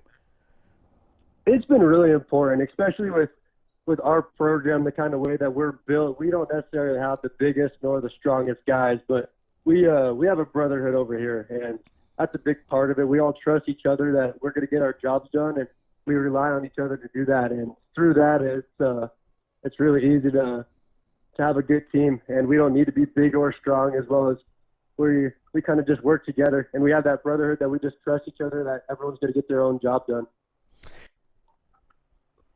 Yeah, without the offensive line, running backs can't go anywhere, so we rely on them heavily. So luckily we have a good O-line. Chris Scott of RE/MAX is Central Oregon's best realtor for anyone thinking of a vacation home or relocation. He's our very own born and raised Phoenician who moved his family to Central Oregon nearly 15 years ago. Contact Chris if you're thinking of exploring beautiful Central Oregon. It truly is living at its best. 541-999-5614. Proud partner of the Varsity Sports Shows, it's Dylan.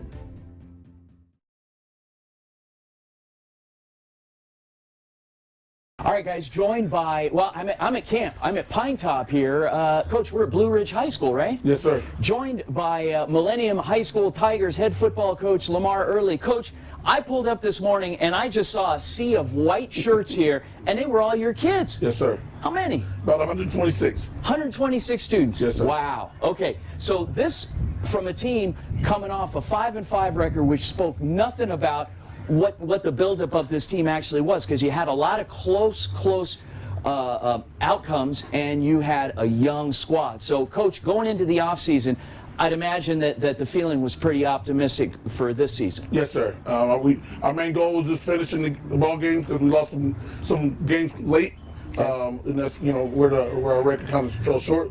But coming into the offseason, these boys put in so much work, and they're excited for the season coming up. Well, I tell you, you're not in a cupcake league. I mean, you guys have arguably the toughest division, the toughest conference in the state of Arizona at the 5A level, and it's not going to be any different coming into this season as well. What's it going to take to get over the hump? It's going to be the details, and that's one thing that we've been talking about since January. Paying attention to the details, because those if you're paying attention to the details, those are going to help win those close ball games, which we think that's what's going to happen this year. A lot of close ball games. The other guys that watch you, How do they feed off of you being such a perfectionist? I definitely understand that I'm a role player on this field, and I need to be a leader, and I show that with my actions. Going through these drills hard, and just working, being a leader. So I know that's gonna make all my teammates better, and all these young running backs coming up. You obviously want to do well individually, but what is your goal as a team this year? I want that chip. I want a chip. That's it. That's how Okay. we go. We're going big. We want a chip. All right, over 30 seniors on your team this year, so it's definitely a make or break year this for is you our year guys. for And sure. okay, all right. So you guys have the skill, the ability to push forward, get it done. Of course. All right, Zeus. Good luck this season. Thank you. All right, man. All right, perfect. Nice job. Thank you. Hey guys, Vince here to talk about Angel Dentistry. It's where my wife and I have gone for over 10 years, and we trust them with our routine and extensive dental care because they care. Dr. Amber Angel is an Arizona native, born in the town of Miami, and has been practicing in the Valley over 20 years. For general to comprehensive dental services, call 602-788-2008. Located off of Cave Creek Road, just north of the 101 in North Phoenix. Angel Dentistry, proud supporters of our young people and proud partners of the Varsity Sports Show. Coach Dixon, you left a situation with the Arizona Rattlers to devote your time full-time to these young men here. Your expectations before you guys boarded the bus to come up to camp? Get better. I think we needed to find, to learn our system, learn our expectations, learn our new ways, and I think we've accomplished a lot of that so far. I mean, the guys have been flying around the last couple days, and I thought they did a pretty good job competing today. So, Coach, you've literally been here about 6 weeks, if even that. Talk to us a little bit about your coaching staff, because you had to put a staff together, and it's a nice blend of guys. But tell us a little bit about those guys. Intensity. I think our defensive guys between Charlie, Coach King, and Coach Howard, I think you get intensity. They bring intensity every day. They're very competitive. I think they're very thorough with the defense, and they've done a good job of having the defense flying around. I think both our young guys and our old guys so far has done a really good job defensively. Our offense is very aggressive, very simple, very, just focusing on picking on one dude, or, not too many options. I'm trying to say it's very simple and easy to figure out, therefore making it easy for us to execute. Okay, simple is good. There's quite a few quarterbacks on this roster. About 4, yeah. And how do you feel that that's better preparing each of you that you've got that competition? Oh, well, I love the competition, and I just feel like it drives me harder and it makes me a better player in general. For this season, our expectations, is to improve on last year's record. A lot of our expectations have been to make the playoffs this year and kind of get Paradise Honors back to that, to where they were probably 6 years ago. Last time they made the playoffs when they were playing in 2A. I look at the numbers that you have out here, and if the numbers are indicative of what kind of success you guys are going to have this year, you guys are going to go undefeated, because you've got a good number of kids out here. And tell us a little bit about some of the kids that you have coming back that you're going to be counting on this year. So this year we're returning on offense 10 of 11 starters. We got our quarterback Gage Baker coming back, returning all of our offensive linemen. Josh Trevelyan at center. He's been a 3-time first region center, all team for us here. We got 4 good wide receivers, class of 24, coming back, and Josh Morales, Coleman Burkhart, Isaiah Thomas, Jaden Lawson, Garrison Ast, and then we also got Hank Stabler, another wide receiver. He was injured last year, week 1, and then Vance Cooper's also returning. Yeah, well, for us, we're playing 4A football with 3A numbers, and which is fine.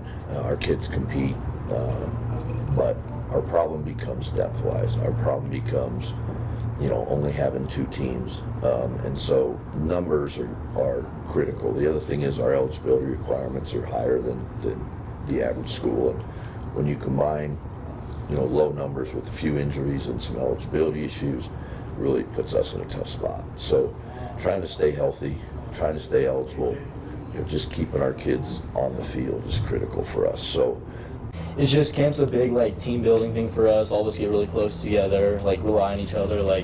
our 5-0 linemen, I rely on them every play, protect me, protect the running back, get us touchdowns, that kind of stuff. Just like team building we do, the senior talks, all of it just gets us really close and like helps us get serious. And How do you feel with the pressure that the coaching staff puts on you to lead this team? there's no pressure. We work as a team, we play as a team. That's it.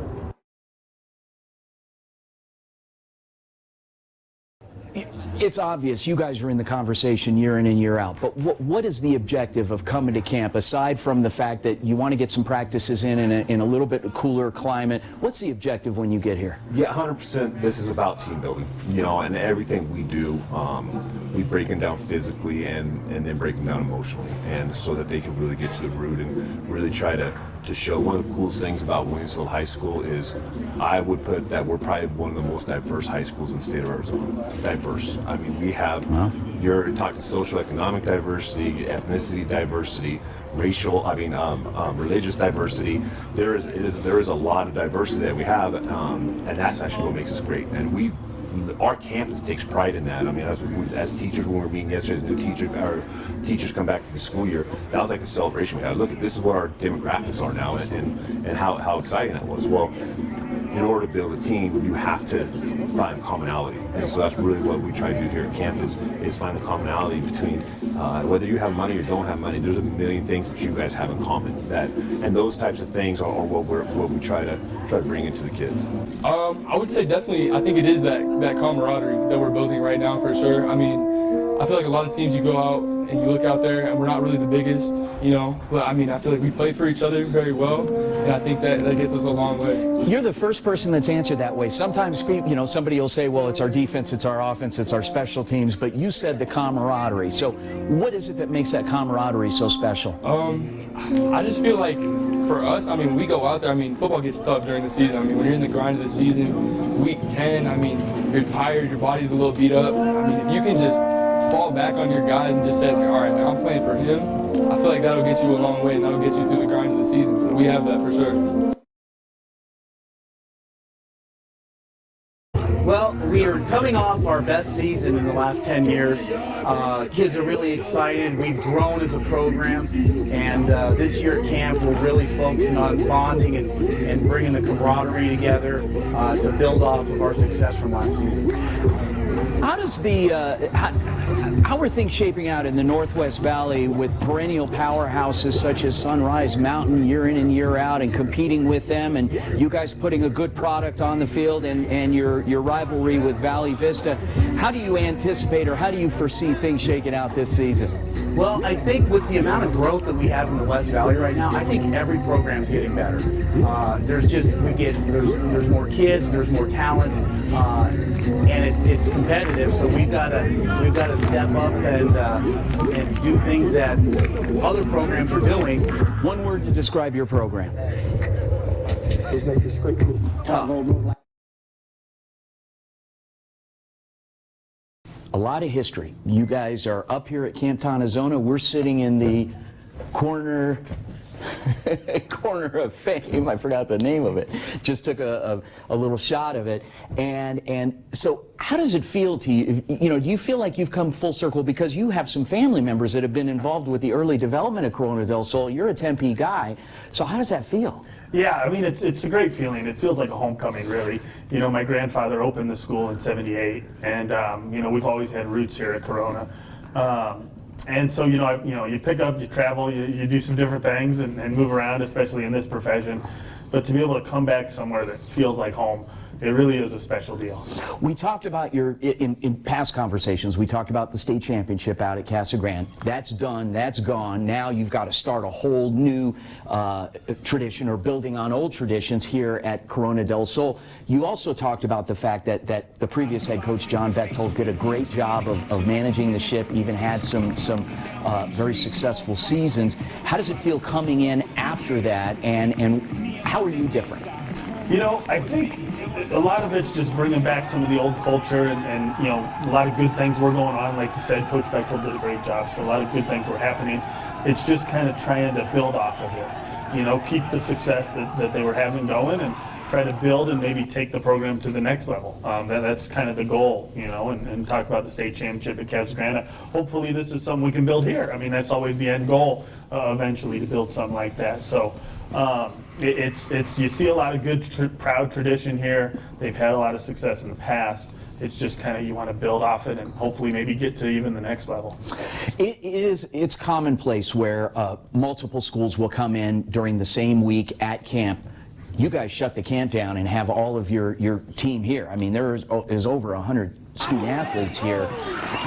Do you think they've all bought in? It's really been good so far. The buy-in level has been great, and this is a really important week for us as far as that goes, the buy-in. To find out what are we really about, what kind of team are we really going to be, and who are going to step up as leaders, and face a little adversity each day and overcome it and work together, and that's really what camp's all about. I think a little bit of the difference is I feel like we're as players right now with the new coaching change.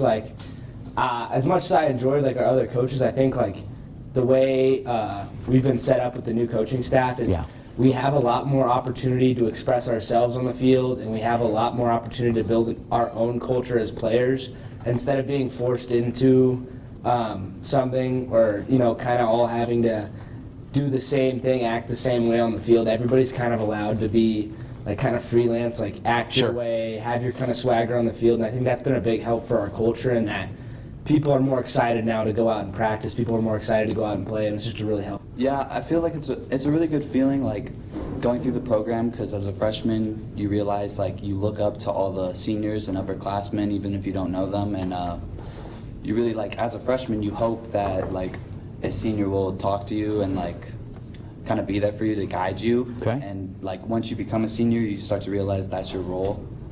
You can be a good senior, or you can be a senior who only cares about themselves and doesn't really care about the underclassmen. Because building a good program, you have to help out the kids that are going through it. And now it's time for Beachin' with Beal. Random thoughts from a real Orange County, California surfer guy, Mike Beal. The opinions expressed during the segment in no way represent those of KDUS AM 1060 Arizona, the Varsity Sports Show, its host, or its listeners.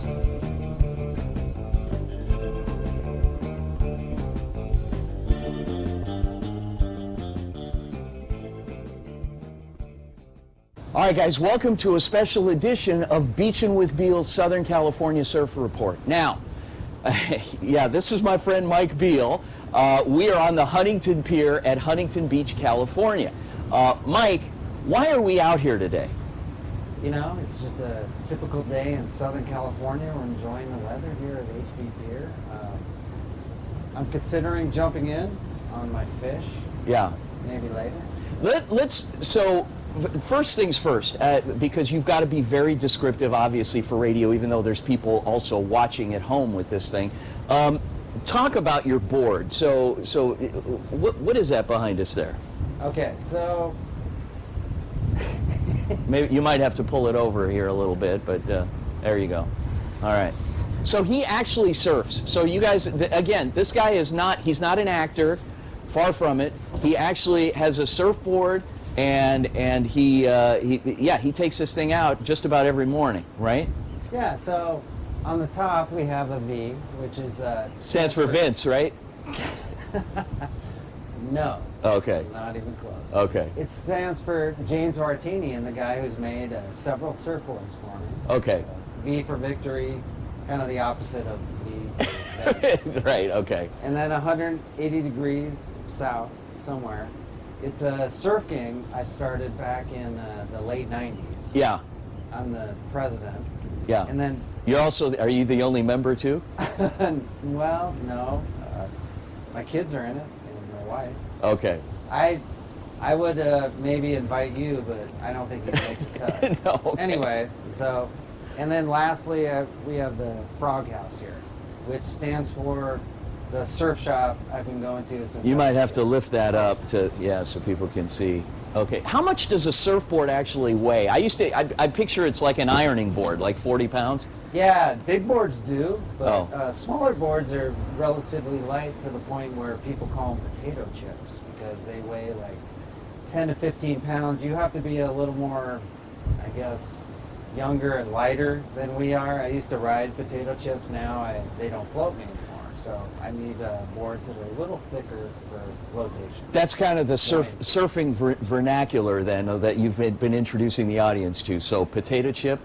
Yeah, Okay. that's a good one. Okay. And this one's a fun board. The board I just showed everybody is called a fish because of two reasons. One, it's a very short board, but two, the tail, it lends itself to being almost like a fourth fin, if you will. I ride a twin. This would be a tri.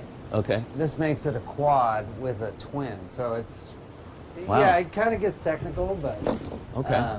yeah, there's a lot of words. Like we have learned that Vince is a kook and that he often finds himself out of water. A kook being somebody that's victorious, that impresses, all of the beach goers. Change your Instagram hashtag to kook #1. Okay. On behalf of the Beach It with Beal Southern California Surf Report, Vince and Mike here. Mike, thanks again, and we'll talk to you real soon. Okay. What do you think? That was good. Yeah.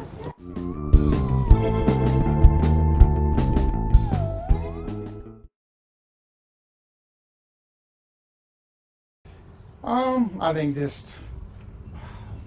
good question. What's good is we have a lot of guys returning. I mean, that's really the best thing about our program right now, whatever it is. We have a lot of young players in the program, and we're returning probably about 80% of our roster from last year. So I think that's a positive for us. Going into last season, you had one starting quarterback, and then due to some unforeseen circumstances, you ended up with another. Now that this year you've got a little more stability at the position, how do you feel? How does your team feel going into the season? Well, I mean, we're talented on offense. I mean, if you look at it, we have a Division I tight end, a kid is 6'6". He probably gained about 20 pounds most of this offseason. We got a Division I receiver. He can play a variety of positions, offense and defense, big length.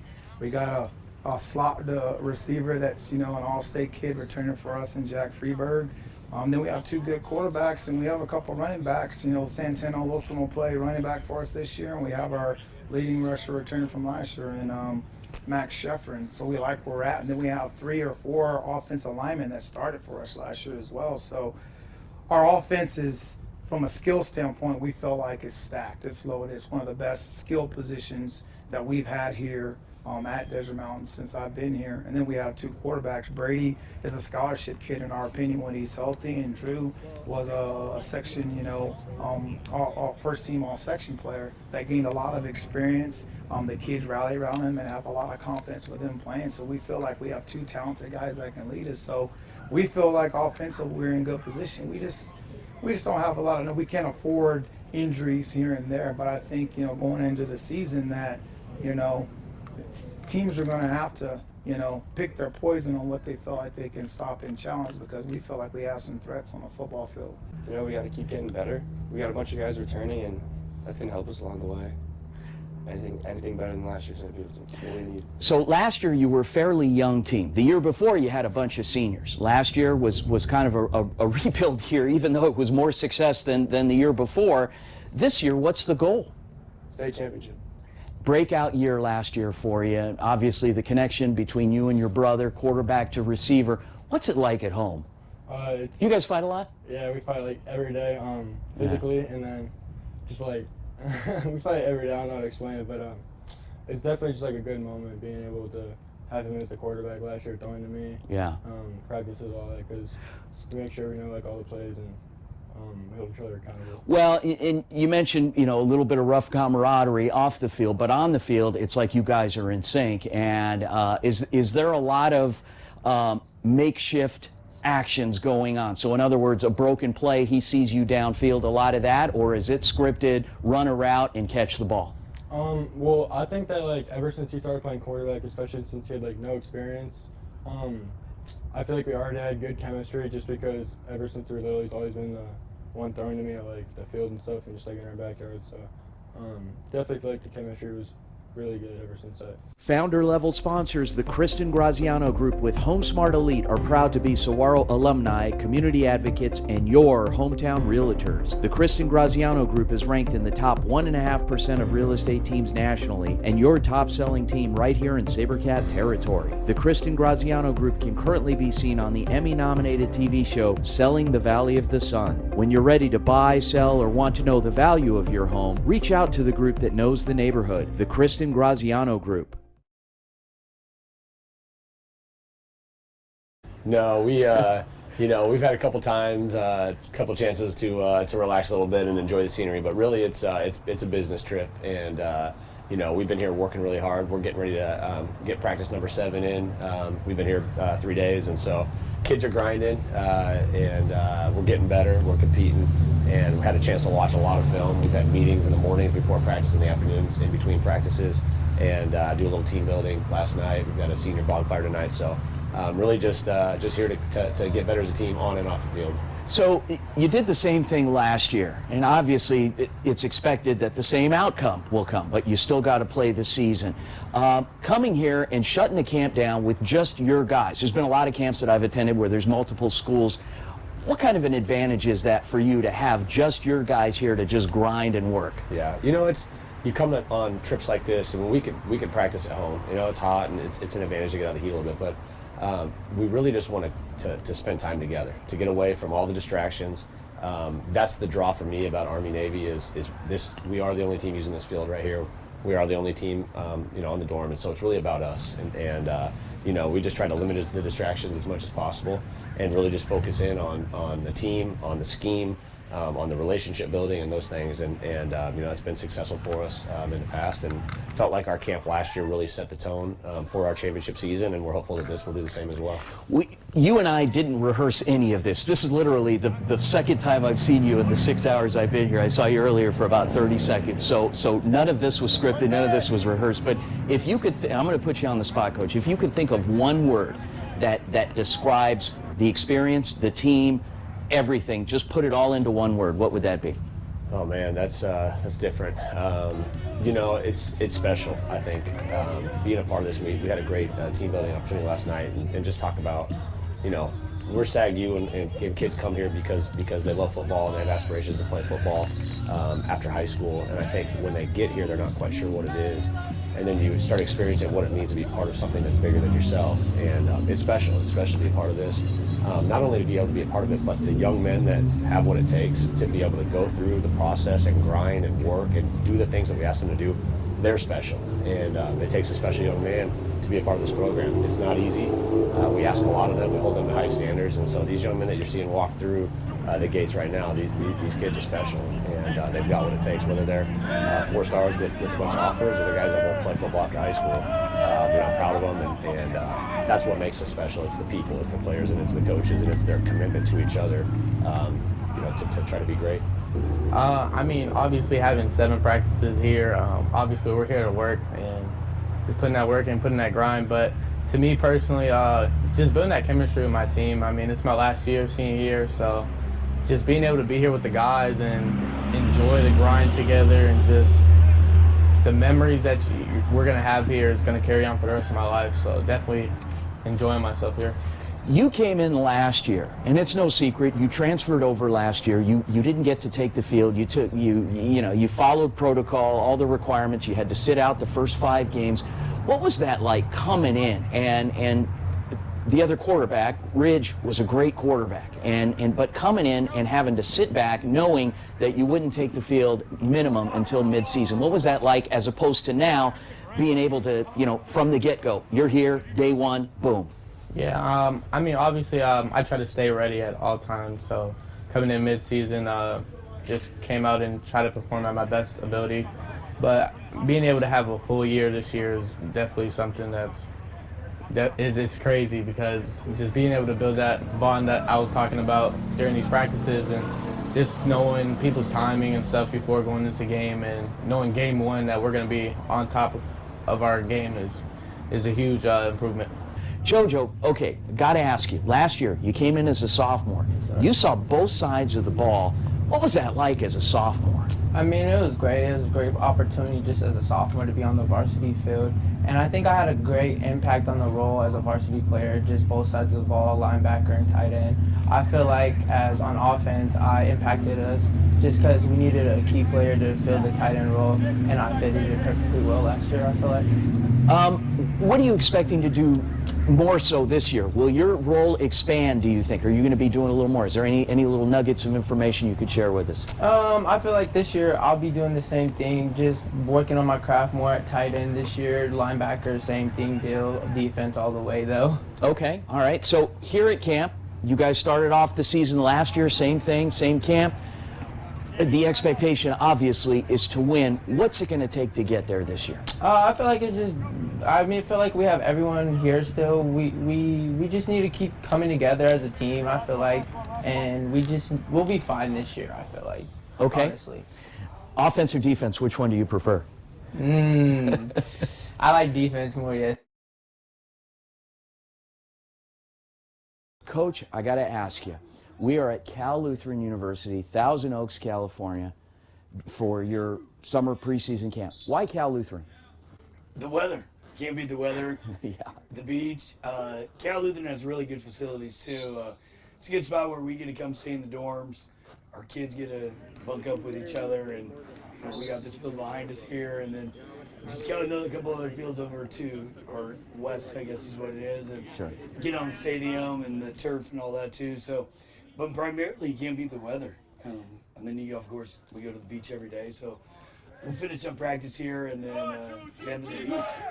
Well, you had a lot of success last season, obviously with the playoff berth in only the second year of football, of varsity football at Canyon View High School. So it was a successful year. Coming into camp, what's the objective? Well, we want to obviously build our team commodity and really just start hammering down our culture and getting our kids to buy into that. And I've just been blown away with that aspect of it. We talk a lot about culture in our program and what it means to not only us as coaches, but for players too. And the first night we were here, we had the players talk about what culture meant to them. And they're getting it. It is really just blowing me away. And our coaches are all in on it too. So, on top of that, we want to get our offense and defense installed where we come back and we'll start practice August 1st and everything should be in and it should be full go. And we can really slow down here and be ready to go there. Now, I know you grew up in the west side of town, the West Valley. You're coaching the West Valley now. As a kid, I grew up in central North Phoenix, East Phoenix, and we used to go to camp with Jesse Parker and his Mountain View teams when I was at high school, when I was at Camelback. Coach, we never played Duck, Duck, Goose at camp. Yeah, you guys are having fun. You're out here playing Duck, Duck, Goose. Yeah, so we try to start every practice with a competition. It can be something silly. Yeah. It can be something. Well, it was fierce. These kids are running after each other. Yeah, so we do that. And that's always, like, I always talk to my coaching staff, are we here to run our guys into the ground and make it miserable for them, or are we here to get better at football? So, if we run them into the ground and all that, are we really going to get better at football? We can have good quality practices. So it's a fine line between it. And our attendance for summer workouts was just out of the water. We were averaging probably 60 guys a day. So they're conditioned. They should be conditioned already, and we shouldn't have to worry about that right now. So. My thoughts were, I knew we had to come to camp and get after it because last year we went, and all my other friends on the team they've been here in California. Okay. And they told me that it was a lot harder. We had to run to that cross up on the mountain. Wow. And two practices a day. We just get after it. I knew that it was going to be work, but when we're off, it's fun. We go to the beach. We have a bonding time. We have cool games. It's really special. And you guys are actually accomplishing things. You're not here to have fun, but you're working, right? Right. Okay. How do you feel about you played last year and you're part of that playoff team last year? With what you lost coming out of last season and what you've gained, how are you feeling? I'm actually feeling good. I feel like this team is more together, chemistry-wise. Okay. I feel like we connect better. But I loved our seniors last year. We lost a lot of good talent. But, Yeah. I think we're gonna pick off where we left off last year. We can have a decent. It puts a lot of pressure on me because, I mean, I'm the only returning senior, and I just have to step up and make sure everyone does their job.